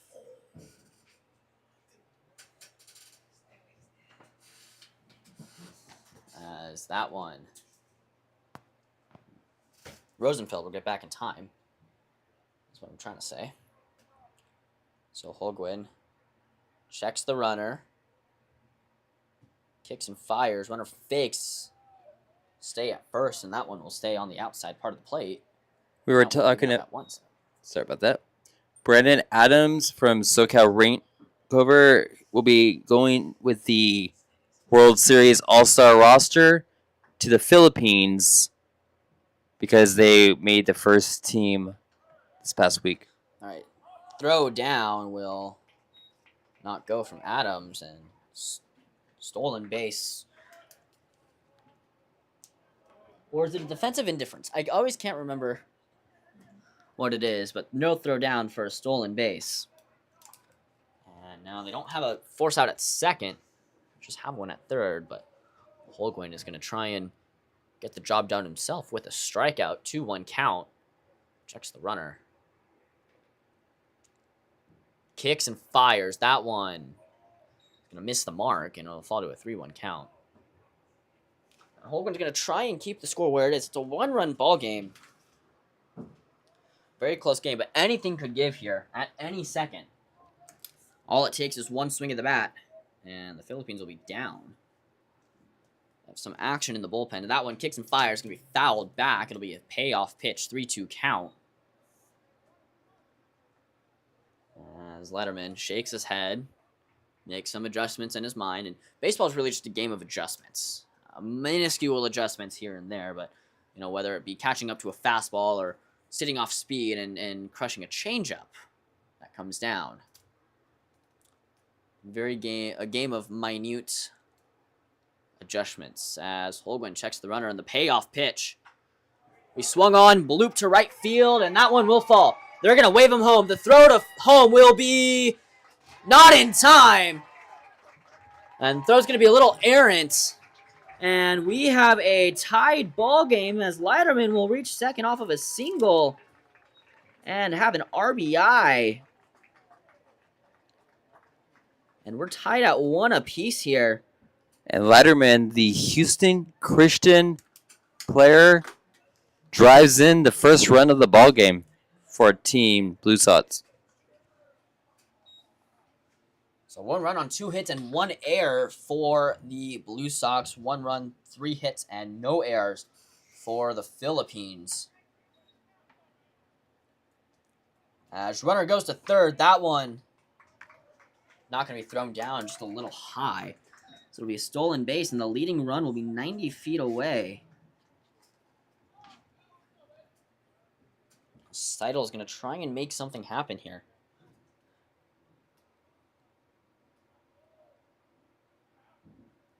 One 1-0 count. A run inside for a 2-0 count to number 2. And Adam's going to go talk to his pitcher. While we have the pause in the action, joining Brandon Adams on the Philippines-bound All-Star roster, Farai Santos, Joseph Rumbao, Chris Verceles, Dylan Bowie, Deuce Bosco, Elijah Neary, Jaden Shaw, Nolan Johnson, Grant Watson, Luke Laguna, as well as many others. So a solid squad all around, and a great opportunity for them to go to the Philippines and play some baseball. Batter's going to call time. As Holguin's going to try and deliver a strike here. Kicks and fires. That one's going to be fanned through. And it'll be a 2-1 count.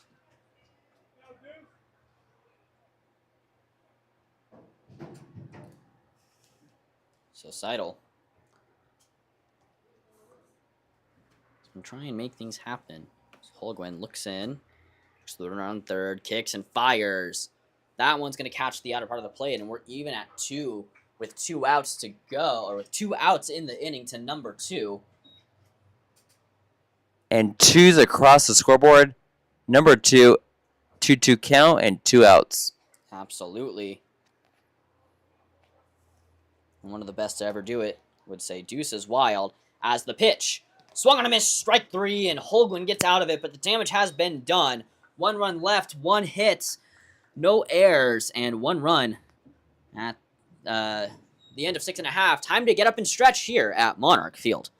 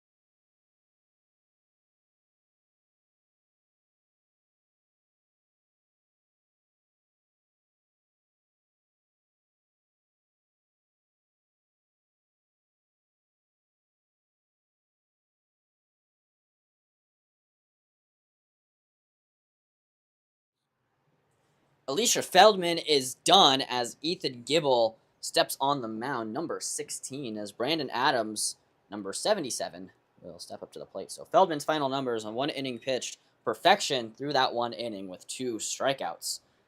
As it'll be Adams, Fang, and Lopez due up. So 8, 9, and 1. As Adams fouls that one back, and Adams going to take his first hacks of the day. Wallace done for the day. Flew out to center field and singled in the 4th. Flew out in the 2nd. So that one's going to be taken low, kick away, and no one on base. So no damage to be done, just a ball on the scoreboard. As we'll go to a 1-1 count to double 7s.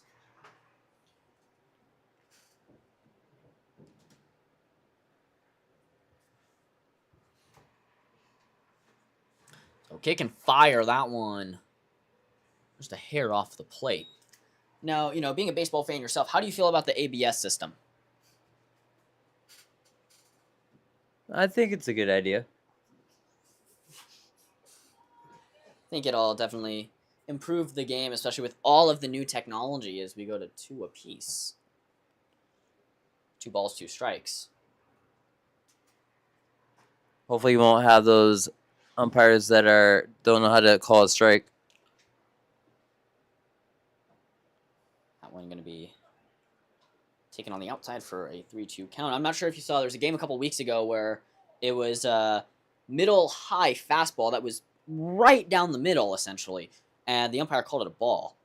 And so I think that'll definitely help erase some of those calls as Adams will go down 4-3 for the first out, and Mason Fang scored a run and flew out to left field.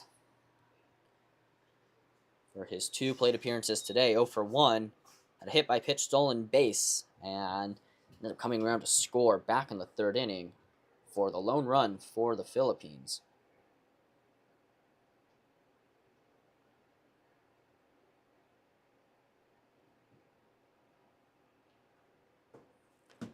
That one's going to run inside to Fang. Almost had a second hit by pitch of the day, but just moved out of the way for a 1-0 count to number 6. With about an hour and a half of light, hopefully we won't have... I don't know about how we're going to be doing extra innings, if we are going to go, or if it's just going to end in a tie after 9. I think we should do a swing-off. You know, the All-Star game did a swing-off, and this is more of an exhibition match. It doesn't count against the numbers. I think a swing-off would be a lot of fun to do, as the pitch will be taken on the outside for a 2-1 count to Fang. In a swing-off situation, which player from the CCL team would you put out there? The top 3 I would choose is Dylan Taguiam. I would probably do... I got to see a roster like right in front of me. But Taguiam is definitely up there for sure. Swing through that one. Fang does, and it'll be a 3-2 count. So the payoff pitch coming from Gibble. He's already retired 1. Looking to retire the second. It's either that or we could do the broadcasting team here at Golden TV. Fang swings to that one. It'll be the first strikeout of the game for Gibble in the second out of the inning as the lineup rolls over for Malachi Lopez. He walked, popped out to the second baseman, and struck out his 3 times up at the plate. 0 for 2 on the day. Made it to third on that walk and got stranded after Holguin flew out to center field. So no on, 2 outs. A 1-0 count as that one misses low. And Lopez is going to try and get the Philippines back in this inning and back in this ballgame. It's a 1-1 game, but it seems like all the momentum has flown to the Blue Sox side as that one's going to be driven foul just past the first base line.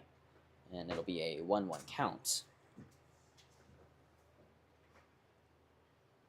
So Gibble trying to keep the game where it is. Lopez trying to create some sort of offense, as this could easily come down to a two-inning ball game. As Lopez drives that one to Seidel. The throw over to Klosick will retire him. We're through 7 here as we're tied at 1 apiece here at Monarch Field.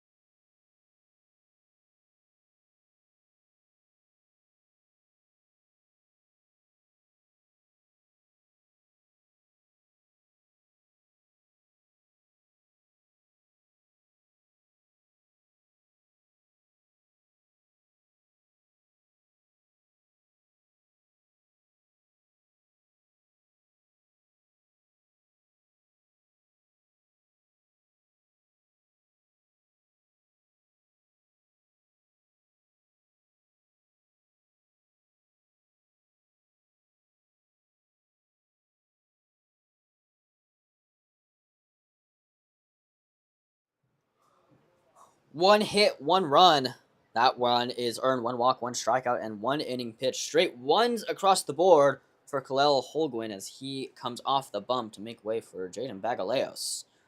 As he will try to keep this game at 1 apiece. And the double-digit over-under was definitely a wrong call by producer Will Lewin. Like, my bad. As that one's taken low. It'll be a 1-0 count. And Bagaleo's pitched a couple of innings for the CCL team when they needed him. And been very solid for them. So I'm warming up in the bullpen for the Blue Sox as it'll be a 1-1 count. So Gibble will most likely be done after this inning. And they're going to try to keep this game at 1.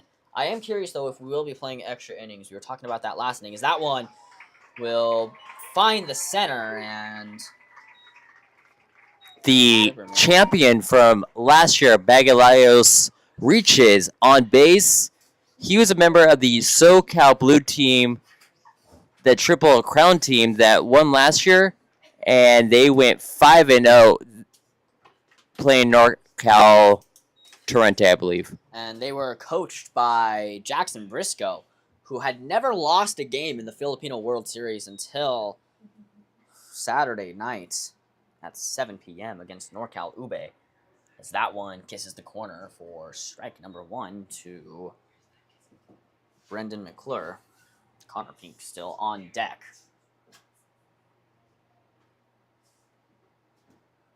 And I think if your coach picks here, no matter the outcome of the game, you have to be happy with where your team stands.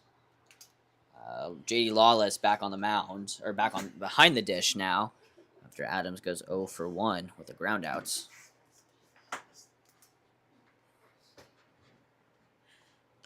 So Bagaleos kicks and fires, and that pitch having success as he fans to that one for a 1-2 count.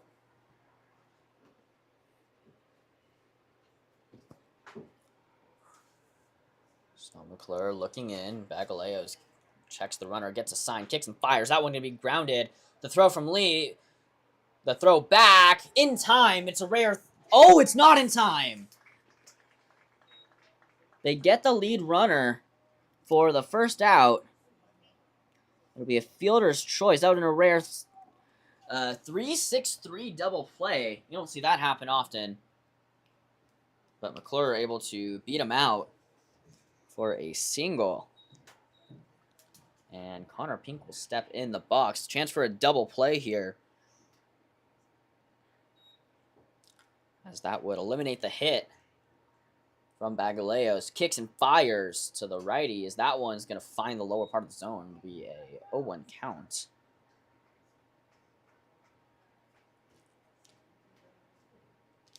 Due up for the Philippines next will be Lee, Taguiam, and Lewis.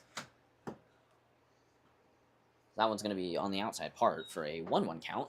So one's across the board, 1 ball, 1 strike, 1 out, runner on first. A 1-1 game. When asked a season ago for the World Series, he was asked his favorite baseball player, and he said Barry Bonds. It's definitely a good one, as that one's going to be skied to center, and that one's going to drop. Fang's going to bobble it, and it'll be a single for Connor Pink. I think Fang kind of lost him in the light. You don't want to overplay that and let the ball get past him. So a smart play by Fang, but could have been an easy out, as Jackson Benatar, the designated hitter, will make his 4th trip up to the plate, 0 for 1, for having 2 walks and a ground out to the pitcher. Benatar trying to look through this, as that one is going to fall to a 1-0 count.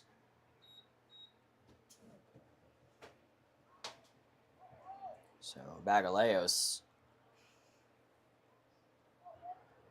going to try and work out of this with runners on first and second. Runner in scoring position. 1 pitch ends this inning. And I think that's what he's definitely hoping for. Wonder if he's going to try and do some weak contact, as that one will just miss at the knees for a 3-0 count.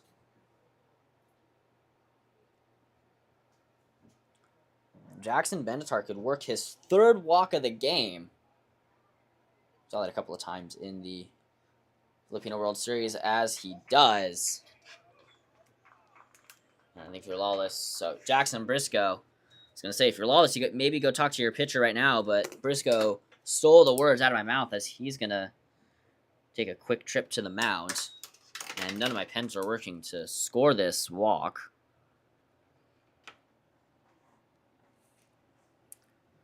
So Jack Gold due up. Everyone advances a base.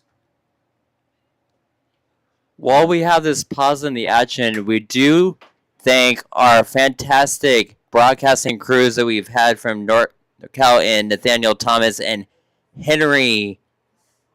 I'm blinking on his last name, but as well as the members of our Las Vegas crew.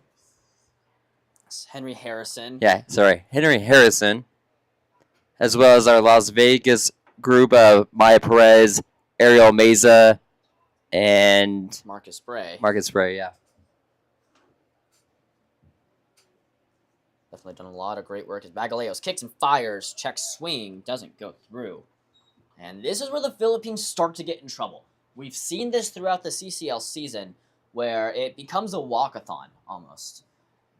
And you're not counting the number of miles you walked, you're counting the number of hitters you walk.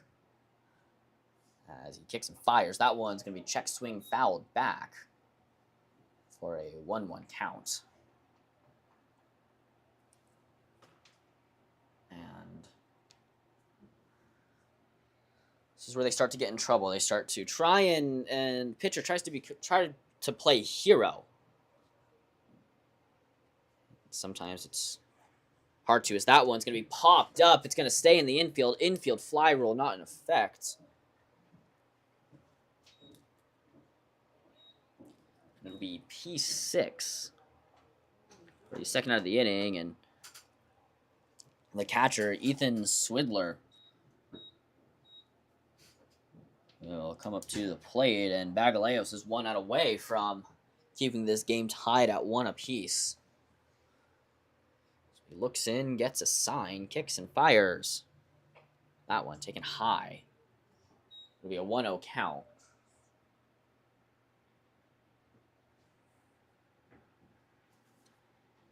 Yeah, like I was saying, I think I got cut short on my story a little bit earlier, as that one falls in there for a strike for a 1-1 count.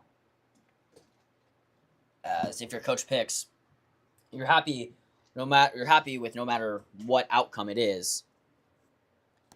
So that one doesn't find the corner for a 2-1 count.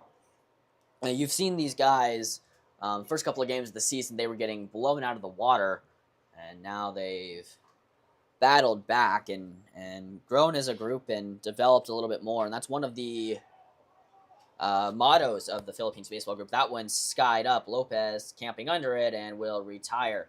So Bagaleos escapes unscathed. So we go to the bottom of the 8th. The Philippines will grab the lumber when we come back.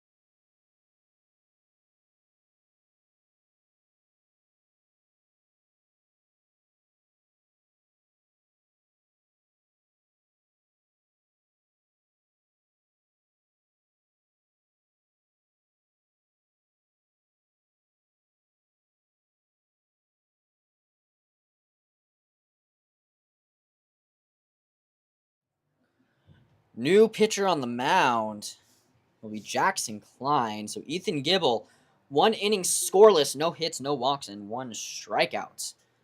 As Klein will take over for him in the bottom half of the 8th.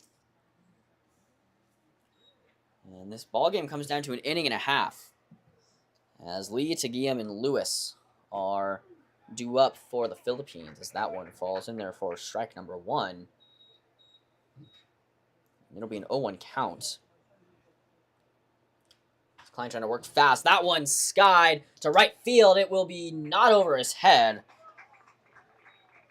And Rosenfeld makes a nice grab to keep Lee off the base paths, as Dylan Taguiam, the designated hitter, will come up to the plate for the 4th time today. Grounded out, fouled out, and flew out in his previous 3 at-bats, as he fouls that one back. So he's making good contact on the ball. He's not striking out and able to make some contact. Just sucks that when you're hitting so well throughout the CCL season and you're not able to convert that into later in the year. Obviously, you go through slumps. That one's taken on the left-handed batter's box for count even at 1s.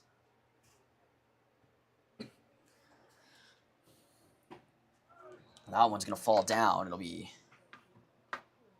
strike number 2. It'll be a 1-2 count for Taguiam, and see how he responds. That one's going to be low. And Jackson Klein going to try and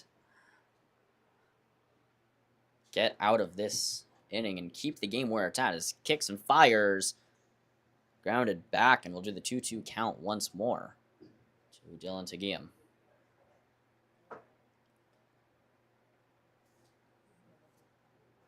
So if things were to stand, we'd go into the top of the 9th, the final inning of baseball, with no outs. The Philippines score 1 here. Klein would be in line for the loss, and Bagaleos would be in line for the win, and whoever came in next would be in line for the save. Curious to see that one, as that count goes to 3-2 to Taguiam. And Klein kicks and fires. That one going to be drilled to left field, and it will drop for a hit. Taguiam rounding for second. The throw to second base will be way in time, and they're going to call him safe. I think he got around the tag, but Liberman not happy with that call. I think he gets around, and there's going to be some words of discussion as one of the coaches is going to come out. But that throw had him beat by a mile. And the way he was able to get around, there's going to be a runner in scoring position. And Taguiam gets his first hit of the day on a controversial call. And the umpire going to explain it to the Blue Sox manager. It's an explanation that will suffice, and will retreat back to his dugout as Shea Lewis will step up to the plate.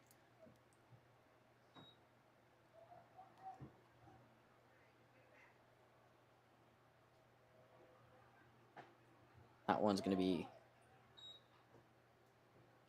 on the inside, or for a strike, for an 0-1 count. The Philippines are looking for their 2nd lead of the game. That one going to be taken to the first base, so Lewis goes down 3-0, and I believe it is Rodriguez that will come up to the plate. So I believe Rodriguez was another one of their Filipino World Series additions. It's always nice to give some guys some extra reps, as he slots in the second base side. So we 3-0 for the second out. Taguiam will advance to 3rd. And we're going to get a mound visit here. No, we're actually going to get a pitching change. So when we come back, we'll have a new arm on the mound for you here at Monarch Field.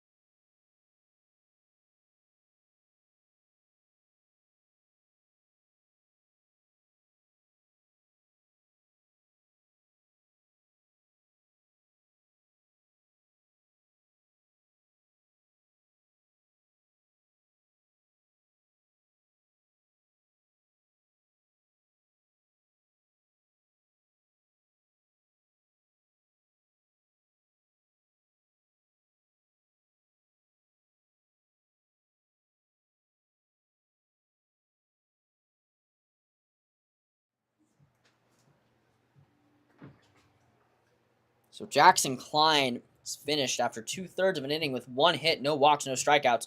Runner on third base is inherited. So if he scores, it'll be Klein's responsibility, as Xander Friedman will come onto the bump for the last out of the 8th. Going to try and retire Rodriguez. Johnson is on deck. Now, Rodriguez, I believe, is also one of the, talking about a little bit earlier on the broadcast, also an acquisition from, not an acquisition, that sounds like they traded for him out of the Filipino World Series, but in their developmental program and able to call him up and get him some extra reps, as that one, first pitch he sees, is going to go foul. I would call it a World Series call-up. A World Series call-up, absolutely.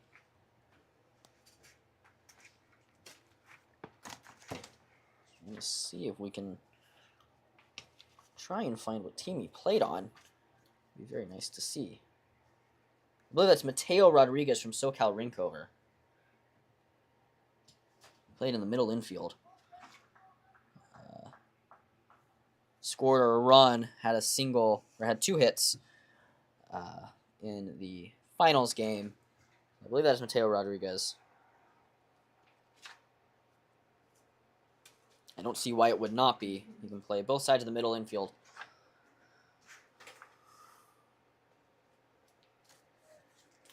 So talk about signs and trying to figure out how to get this guy out as the count will go to 0-1.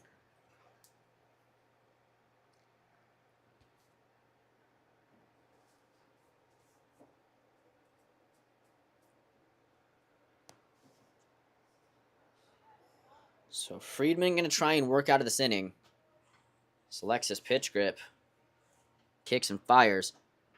And that looked to have a little bit of splitter action as that one found the zone. It'll be an 0-2 count, and Friedman trying to work out of this to make it a 1-inning ball game. Kicks and fires to Rodriguez. That one will be fouled back, and we'll do the 0-2 count all over again. Now, the leading run is 90 feet away. And if anything bloops down, it's going to be a 2-1 ball game, and we're going to have a save situation on our hands. I think Bagaleos is going to come out for a second inning of work next, as Rodriguez kicks and fires. Apologies, that was Friedman. Rodriguez away to the pitch, but that splitter will miss the zone. So a 1-2 count. 2 outs, runner on third. Dylan Seguiam 90 feet away as Mateo Rodriguez looks to drive him home. As the pitch from Friedman finds the zone and drops it. And he'll get out of it. So when we come back, it's a 1-inning ball game as we're tied at 1 apiece here on the Philippines YouTube channel.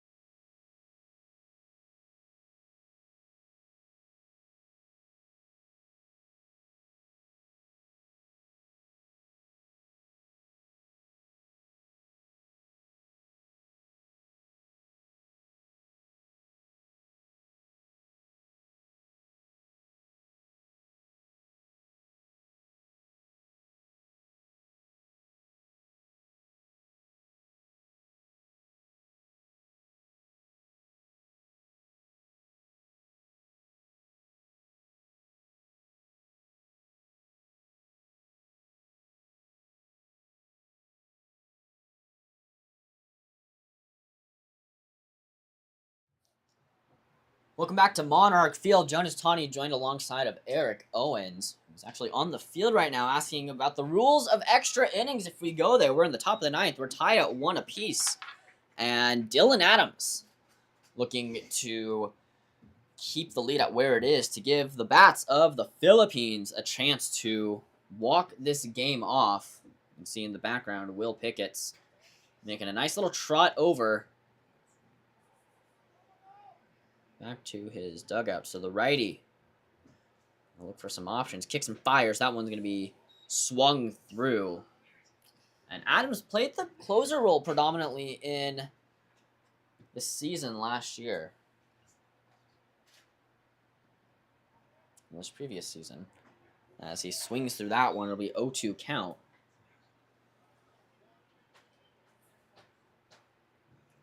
So Adams is going to try and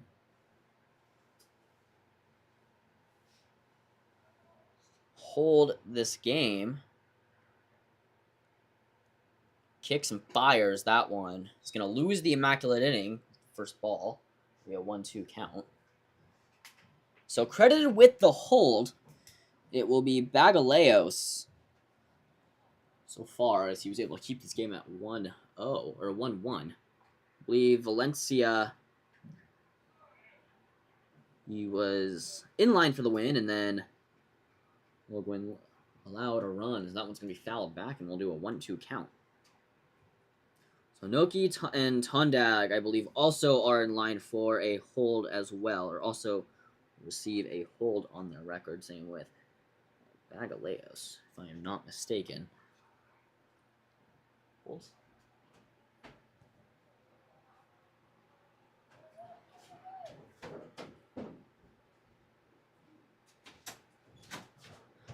And so DA kicks and fires. That one's going to be fouled back. And someone checked their windshield. As we may need to call safe flight after that one flies into the parking lot.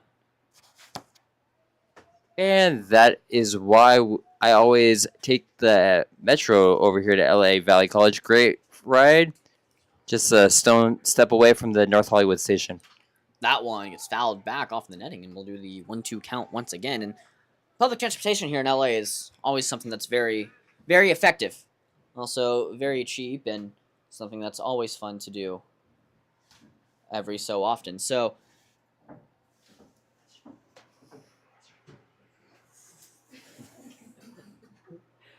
as that one is going to be line looped back up to the center. The throw from Lopez will be in time. It'll be 6-3 for the first out of the inning, as Rosenfeld will come up to the plate. Appreciate it.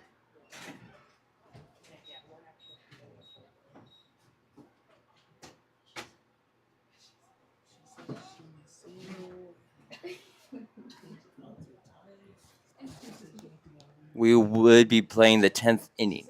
So we'll play one extra inning here. So at least one more inning, if not one more. We are tied as that one's fouled back. Now, do you know if there will be the runner on second rule, or will they just play the game flat out? That I'm not aware of. So we'll figure that out when we get there.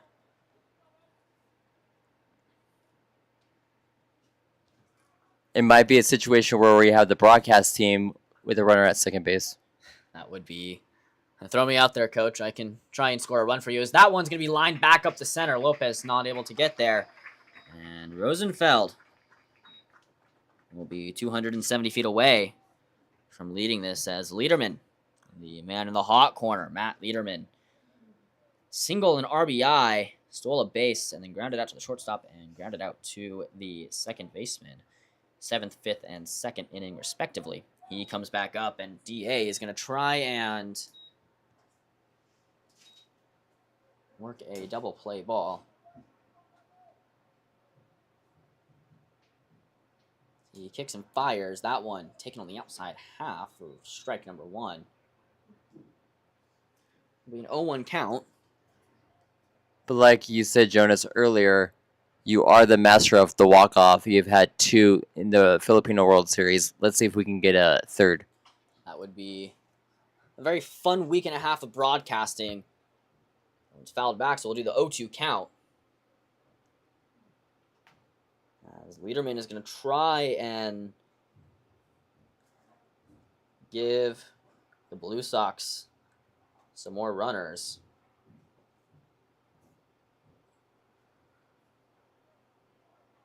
Adams looks in, kicks and fires. That one will be fouled back, and we'll do the 0-2 count once more. So the single from Rosenfeld was only the 5th hit of the game for the Blue Sox, 9th combined out of these two teams, and shaping up to be more of a pitcher's duel. And I mean, they're keeping the arms fresh and trading them out almost every inning, but it's definitely been a lot of fun to see a low-scoring, tight game, as that one's going to be fouled back. So the 0-2 count once more, as Liederman is going to say, "You're going to have to do me one better."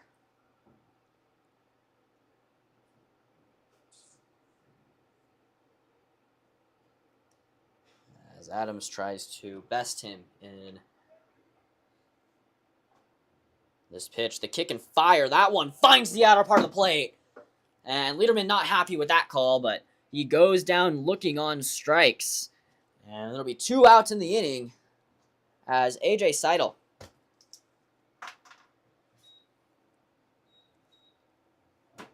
step back up for the 4th time today. So only has 2 at-bats, 0 for 2. That one will be not in time. We almost saw a pickoff to end the inning. And that would have been awesome if we did. That would get the Philippines up to bat quicker.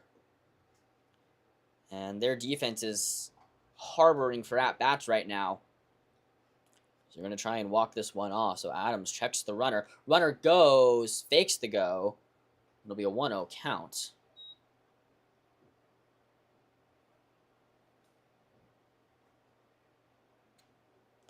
Seidel, the second baseman. Swing through that one to Lopez, and they'll go the easy way to get Rodriguez.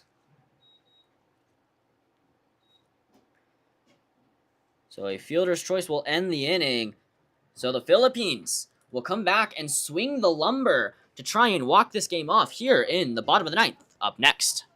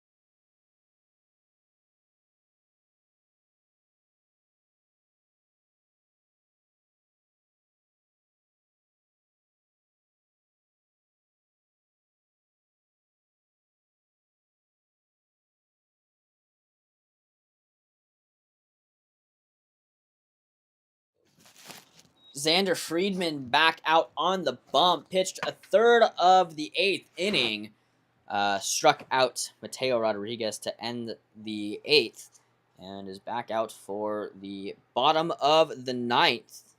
It'll be Johnson, Borgmayer, and I believe Lawless, who re-entered the game as a catcher.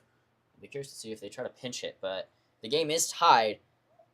After, there will be a 10th inning of baseball as kicks and fires. Rodriguez tries to lay a bunt down, doesn't pull it back in time. That one's going to be an 0-1 count.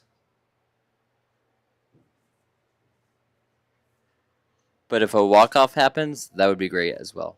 That would be very fun to call a walk-off, as the pitch from Friedman is going to be outside, gets away from Swidler. And it'll be a 1-1 count.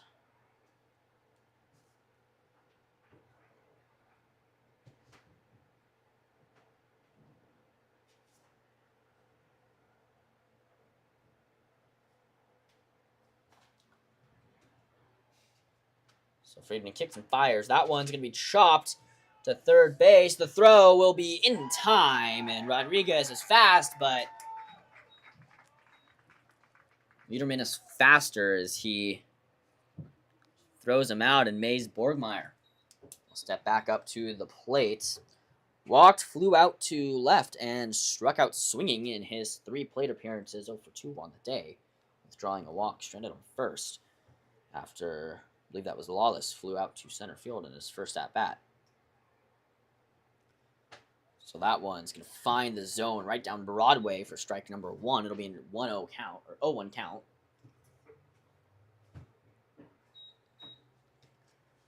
As Lawless is on deck, so he will have re-entered. Brandon Adams will most likely be done.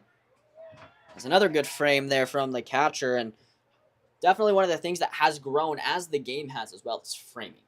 And you see it a lot more now, but got to make sure that you don't frame a pitch too hard. Catcher getting signs. Kicks and fires, and that one won't touch the plate. It'll be just outside. Good height to it, just a little outside. And it'll be 1-2. And framing is so important in the day and age as a catcher. You actually went back and rewatched JT Realmuto framing from his early playing days to now, and the amount he has to move the glove when he frames is heads and tails different, as that one just fouled back. So we'll redo the 1-2 count.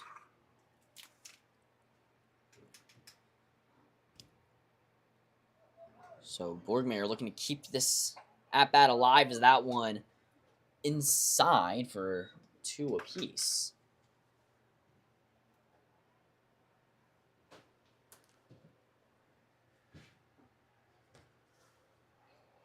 And Friedman's going to kick and fire. That one kisses the outer edge of the plate. As he goes down looking on strikes for the second out of the inning, and J.D. Lawless, not the last hope for the Philippines, but a last hope in the bottom of the 9th, as he's going to try and keep this inning alive.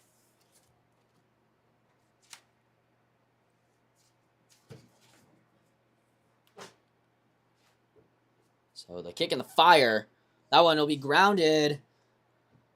The throw to first will be in time. So folks, be ready. Grab your popcorn, grab your drinks, and don't go anywhere. We have extra baseball for you when we come back.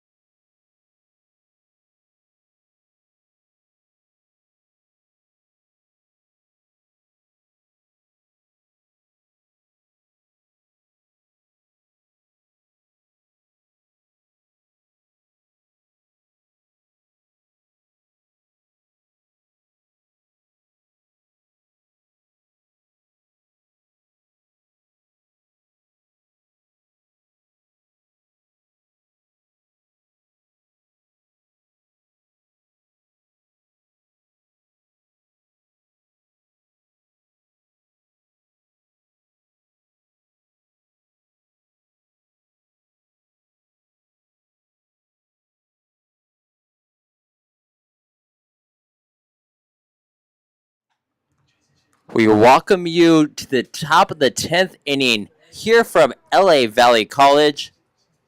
First time we've reached at least the 10th inning. Farthest we've reached was 8 during the Filipino World Series That's twice. Right. That's when we had the infamous lights out game. I'm gonna start copywriting that phrase. Now I actually can't. I have to go through a whole legal process. A couple of defensive changes for the Philippines. On the mound is Malachi Lopez, the former shortstop, will be on the bump for the top of the 10th inning. We're only playing 10, and we'll start with a runner on second. Mason Fang moves to shortstop.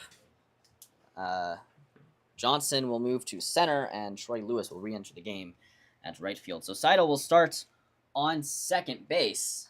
He gets his lead. Lopez with the Bruce Bolt yellow armband checks, kicks, and fires. That one taken low, and I actually think he got a mullet earlier. His hair is looking a little different, but looks good. It suits him. So Dylan Adams, 1 inning, 1 hit, no runs, no walks, 1 strikeout. Will get the hold. As the back pick, Fang is a little drawn off the bag. And we'll redo the 1-0 count.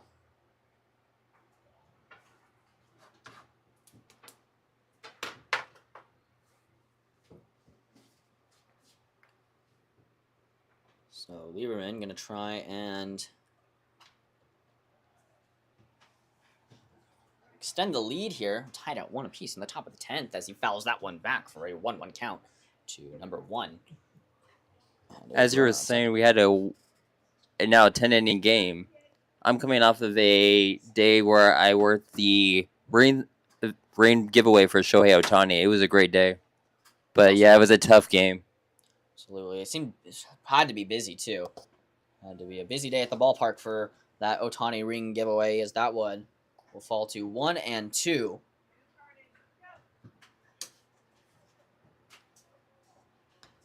As Lopez looking for his first strikeout. I think it's the first time he's been on the mound. Looking for his first strikeout. Kicks and fires. That one going to be driven wide. The throw back down to shortstop will be not in time. And a great heads-up display of fielding there from J.D. Lawless, as he was able to almost backpick the runner. And that would have been a crucial first out of the game. Or the first out of the inning.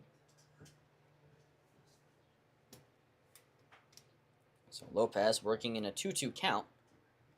Checks the runner, kicks and fires. That one!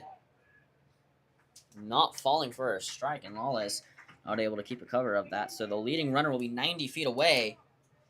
And Lieberman's going to try and drive him in here as Lopez works out of a full count. So you have to wonder, if anything's hit on the ground, do they go home or do they go and get the out at first? If the runner goes from third to home and it's a ground ball to Mason Fang in the shortstop, where do you think they go? I would say to first base. That one, a swing and a miss, and Lieberman is retired on strikes.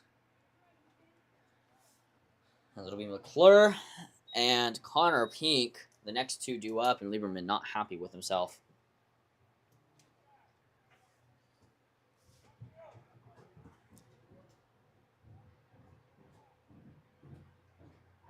So Lopez kicks and fires. That one going to be skied into center field. Camping under it is Johnson, and he didn't tag in time, so they're going to hold at third. And that's a crucial out there and a crucial base running mistake that could potentially cost them the game. Yeah, and that's going to bring up the extra hitter, number 4, Connor Pink, for the Blue Sox. It was with 2 outs.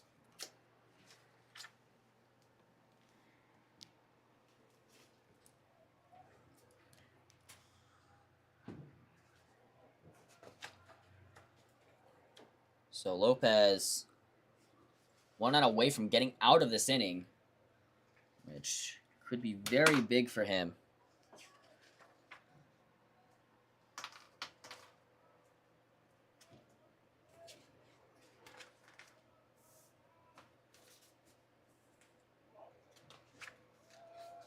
Kicks and fires. That one just misses at the knees.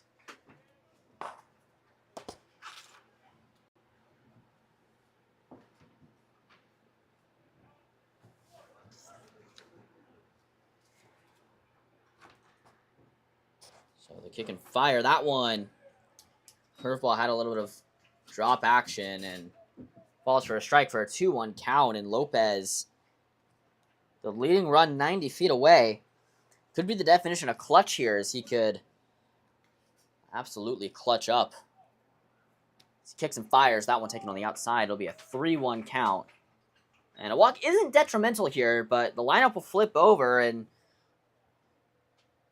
Benatar has already drawn 3 walks today and grounded out to the pitcher. But Lopez not wanting to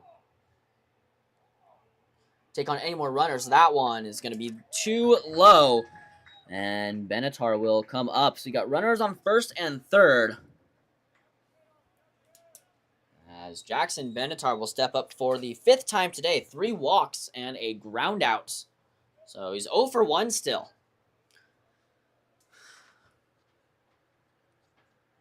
I think if you're Lopez here, I think you just have to go back to that fastball and just try and get him to swing through as many as possible.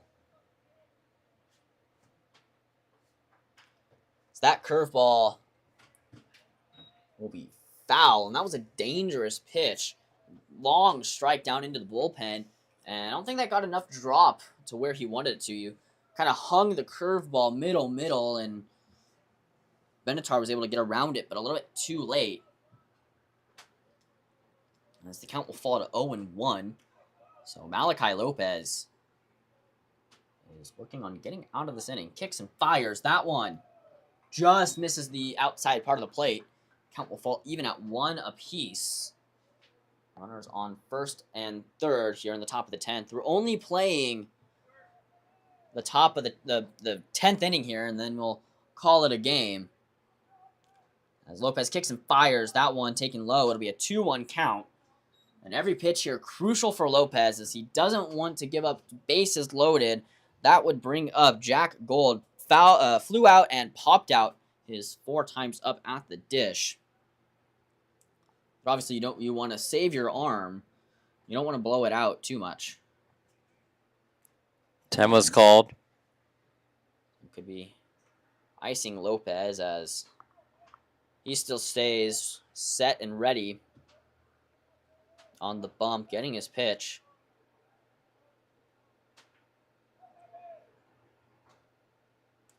Looks in, checks the runner, kicks and fires. That one right down Broadway at the knees. And we're even at 2 apiece. 2 on, 2 out, 2-2 count. And a huge pitch for Lopez here. I mean, he has a ball to work with, so maybe set something up here, but strikeout for him would be nice. Checks the runner, kicks and fires. That one just low. Runner goes. So it'll be a stolen base for Pink. And that's going to move the count to 3-2. So the payoff pitch here, and you don't want to walk bases loaded. No action in the bullpen for the Philippines. So Lopez kicks and fires. That one going to be grounded. Fang, not the throw to first will be not in time. Overthrown, and that's going to score 2. So the runner from third will come home, and the runner from second will come home. It'll be an E6. Moving Jadson Benatar over to third. And that's a huge blow for the Philippines.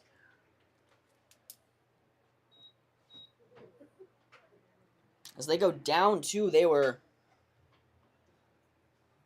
playing phenomenal there. So it'll be a single, and then E6 is going to be the scoring on the throw. Apologies, just a single.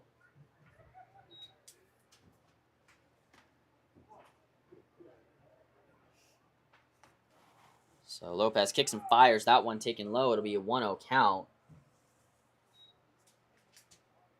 And like we said, at any moment, the floodgates could come alive and open up. Well, seems here that they have opened up. And sloppy defense once again that comes back to bite the Philippines. That one's going to be grounded foul over to the dugout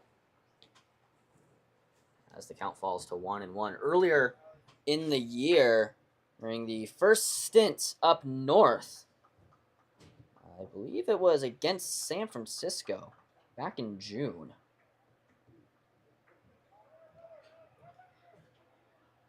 It's back in the 21st as that one gets tipped back into the glove. So it was back against the San Francisco Seagulls back on June 21st. They had a 5-run lead going into the bottom of the ninth. And as all great baseball teams do, they blew the lead and ended up losing in walk-off fashion. As Lopez works out of the 1-2 count, that one will be taken low, and we're even at 2 apiece again. And Lopez going to try and avenge his 2-2 Blues last time. He gave up a hit.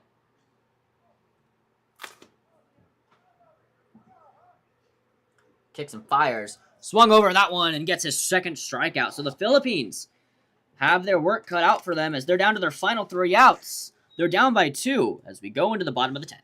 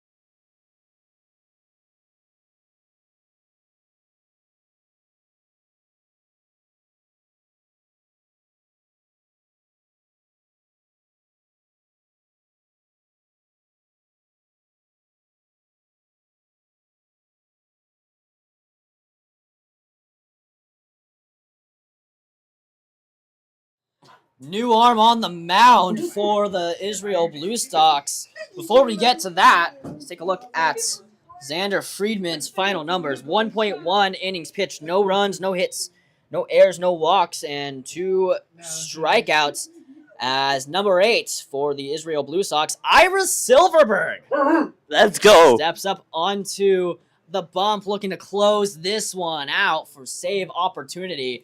And he was a game-changer legend for us last week. Saved us a lot in the game-changer and the scorebook and the scoreboard as well, as he looks to close it out against his organization that he interned for over this past summer. And no stranger to Will Pickett in this ball club, as obviously he worked for them over the summer alongside of a couple of our other interns, but also being coached by Will Pickett. And Will Pickett is no stranger to him, so I wonder what he's going to tell his squad. This is the first time I'm actually seeing him pitch, so I'm excited to see that, and hopefully it's something good here as looks to close this one out.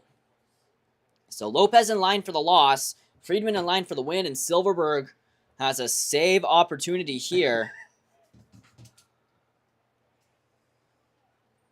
As our producer Will Lewin is absolutely hyped. Losing, you can see in the broadcast in your top right of the screen, as that curveball finds the zone. From game changer legend to the mound. So played his 2 years at Pierce College under Will Pickett and Will and Bill Pickett, and trying to work his way to a 4-year. As that one gets away, Rodriguez is going to round, and so they have a runner on third off of a passed ball. And the tying run is on base. And now we're only playing 10, so if we tie, we're tied at the end of the 10th. That will be ball game as kick and fire. Fang's going to take that one on the inside. It'll be a 2-1 count. So Rodriguez advances on the pass ball. And we'll cut the deficit to 1. 90 feet away. That one can be swung through and missed. Had a little bit of run to it. And it'll be Fang not happy with himself there as he thought should have had that one. This will be 2-2 count. Takes a long walk. So there was a pinch runner.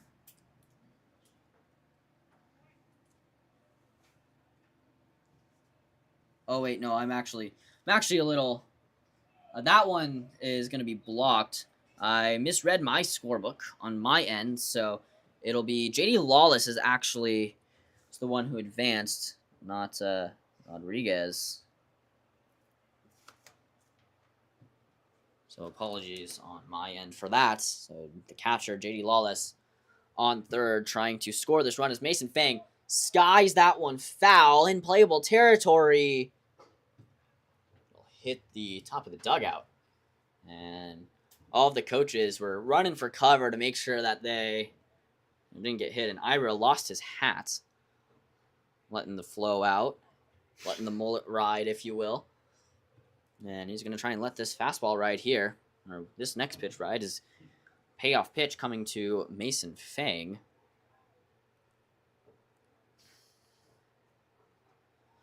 Runner on third. Silverberg kicks and fires. That one is going to hit him, and Fang will take his base. As now we have runners on the corners, and the winning run. He's coming to the plate.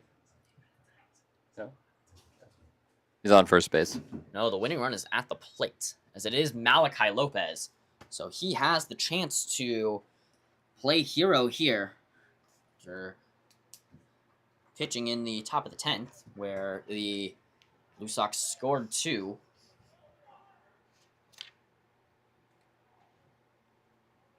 And the Riverside City College.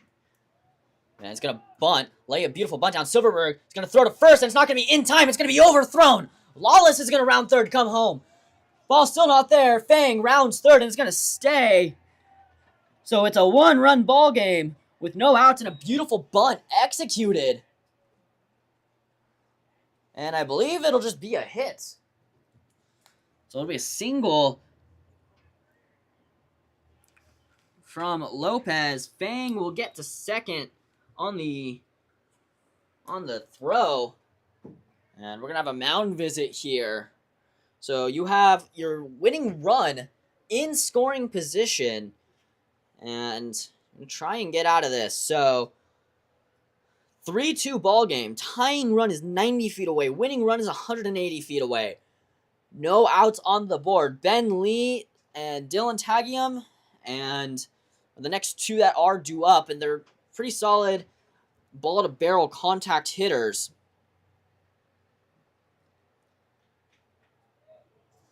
So we'll see if they send Lopez. He's pretty fast. So if a ball is hit deep into the gap, we'll see if they send him to try and win. And they're going to give him an intentional walk to load the bases for Dylan Tagium, who doubled, I believe, in his last time up. And flew out, fouled out, and grounded out. Last time up. So intentional walk to load the bases here.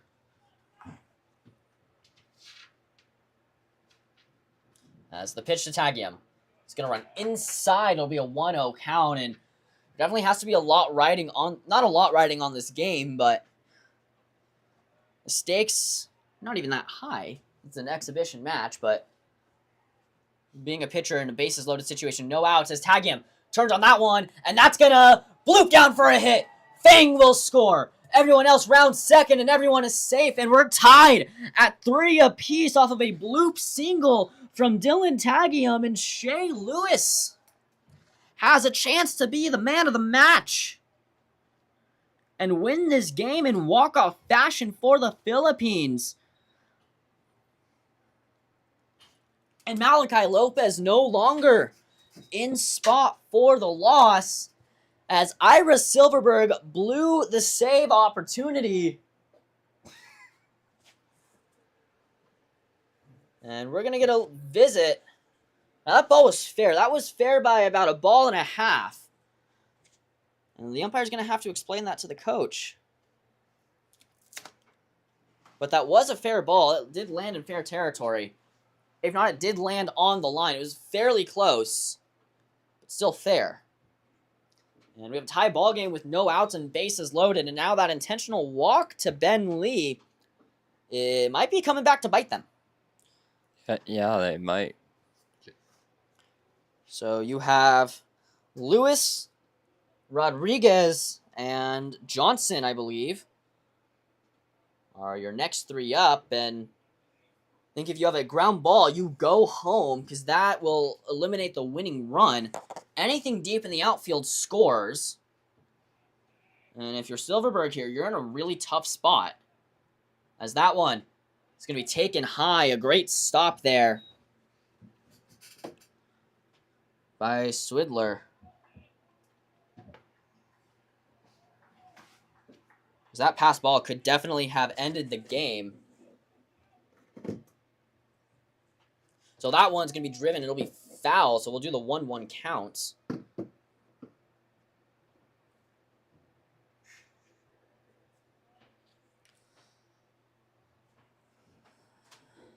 And Lewis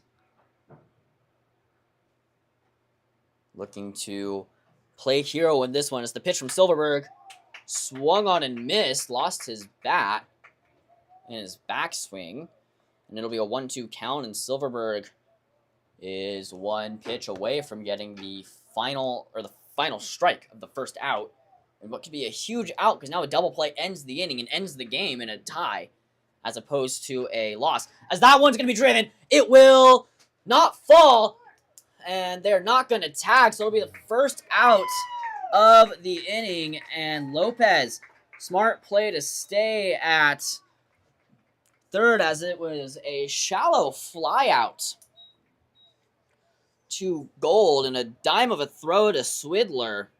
And that's going to bring up Mateo Rodriguez. So Mateo Rodriguez came in the 8th inning, struck out in his first time up. And is going to try and bloop one into the outfield. As that pitch from Silverberg is going to run inside and touch the inner part of the plate. It'll be a strike one. 0-1 count with one out. So a weak ground ball will end the inning, end the game. So we're only playing 10. Kicks and fires. Some big swing through that one as Mateo Rodriguez also played in the Filipino World Series, as we talked about earlier.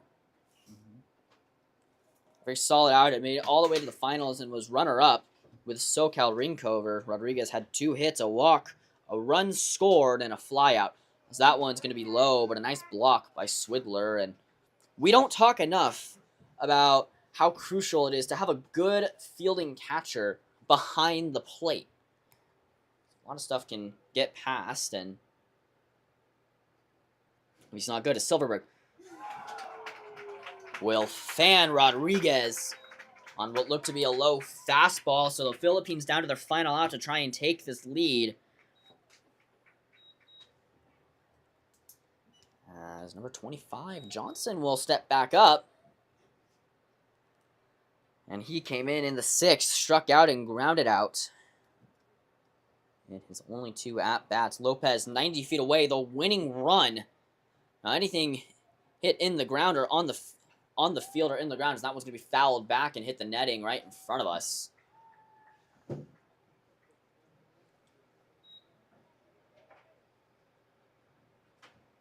So anything on the ground in the infield will end the inning. Anything in the air in the outfield, granted the outfielders can get there in time, will also end the game. As the pitch from Silverberg will run high. It'll be a 1-1 count with 2 outs.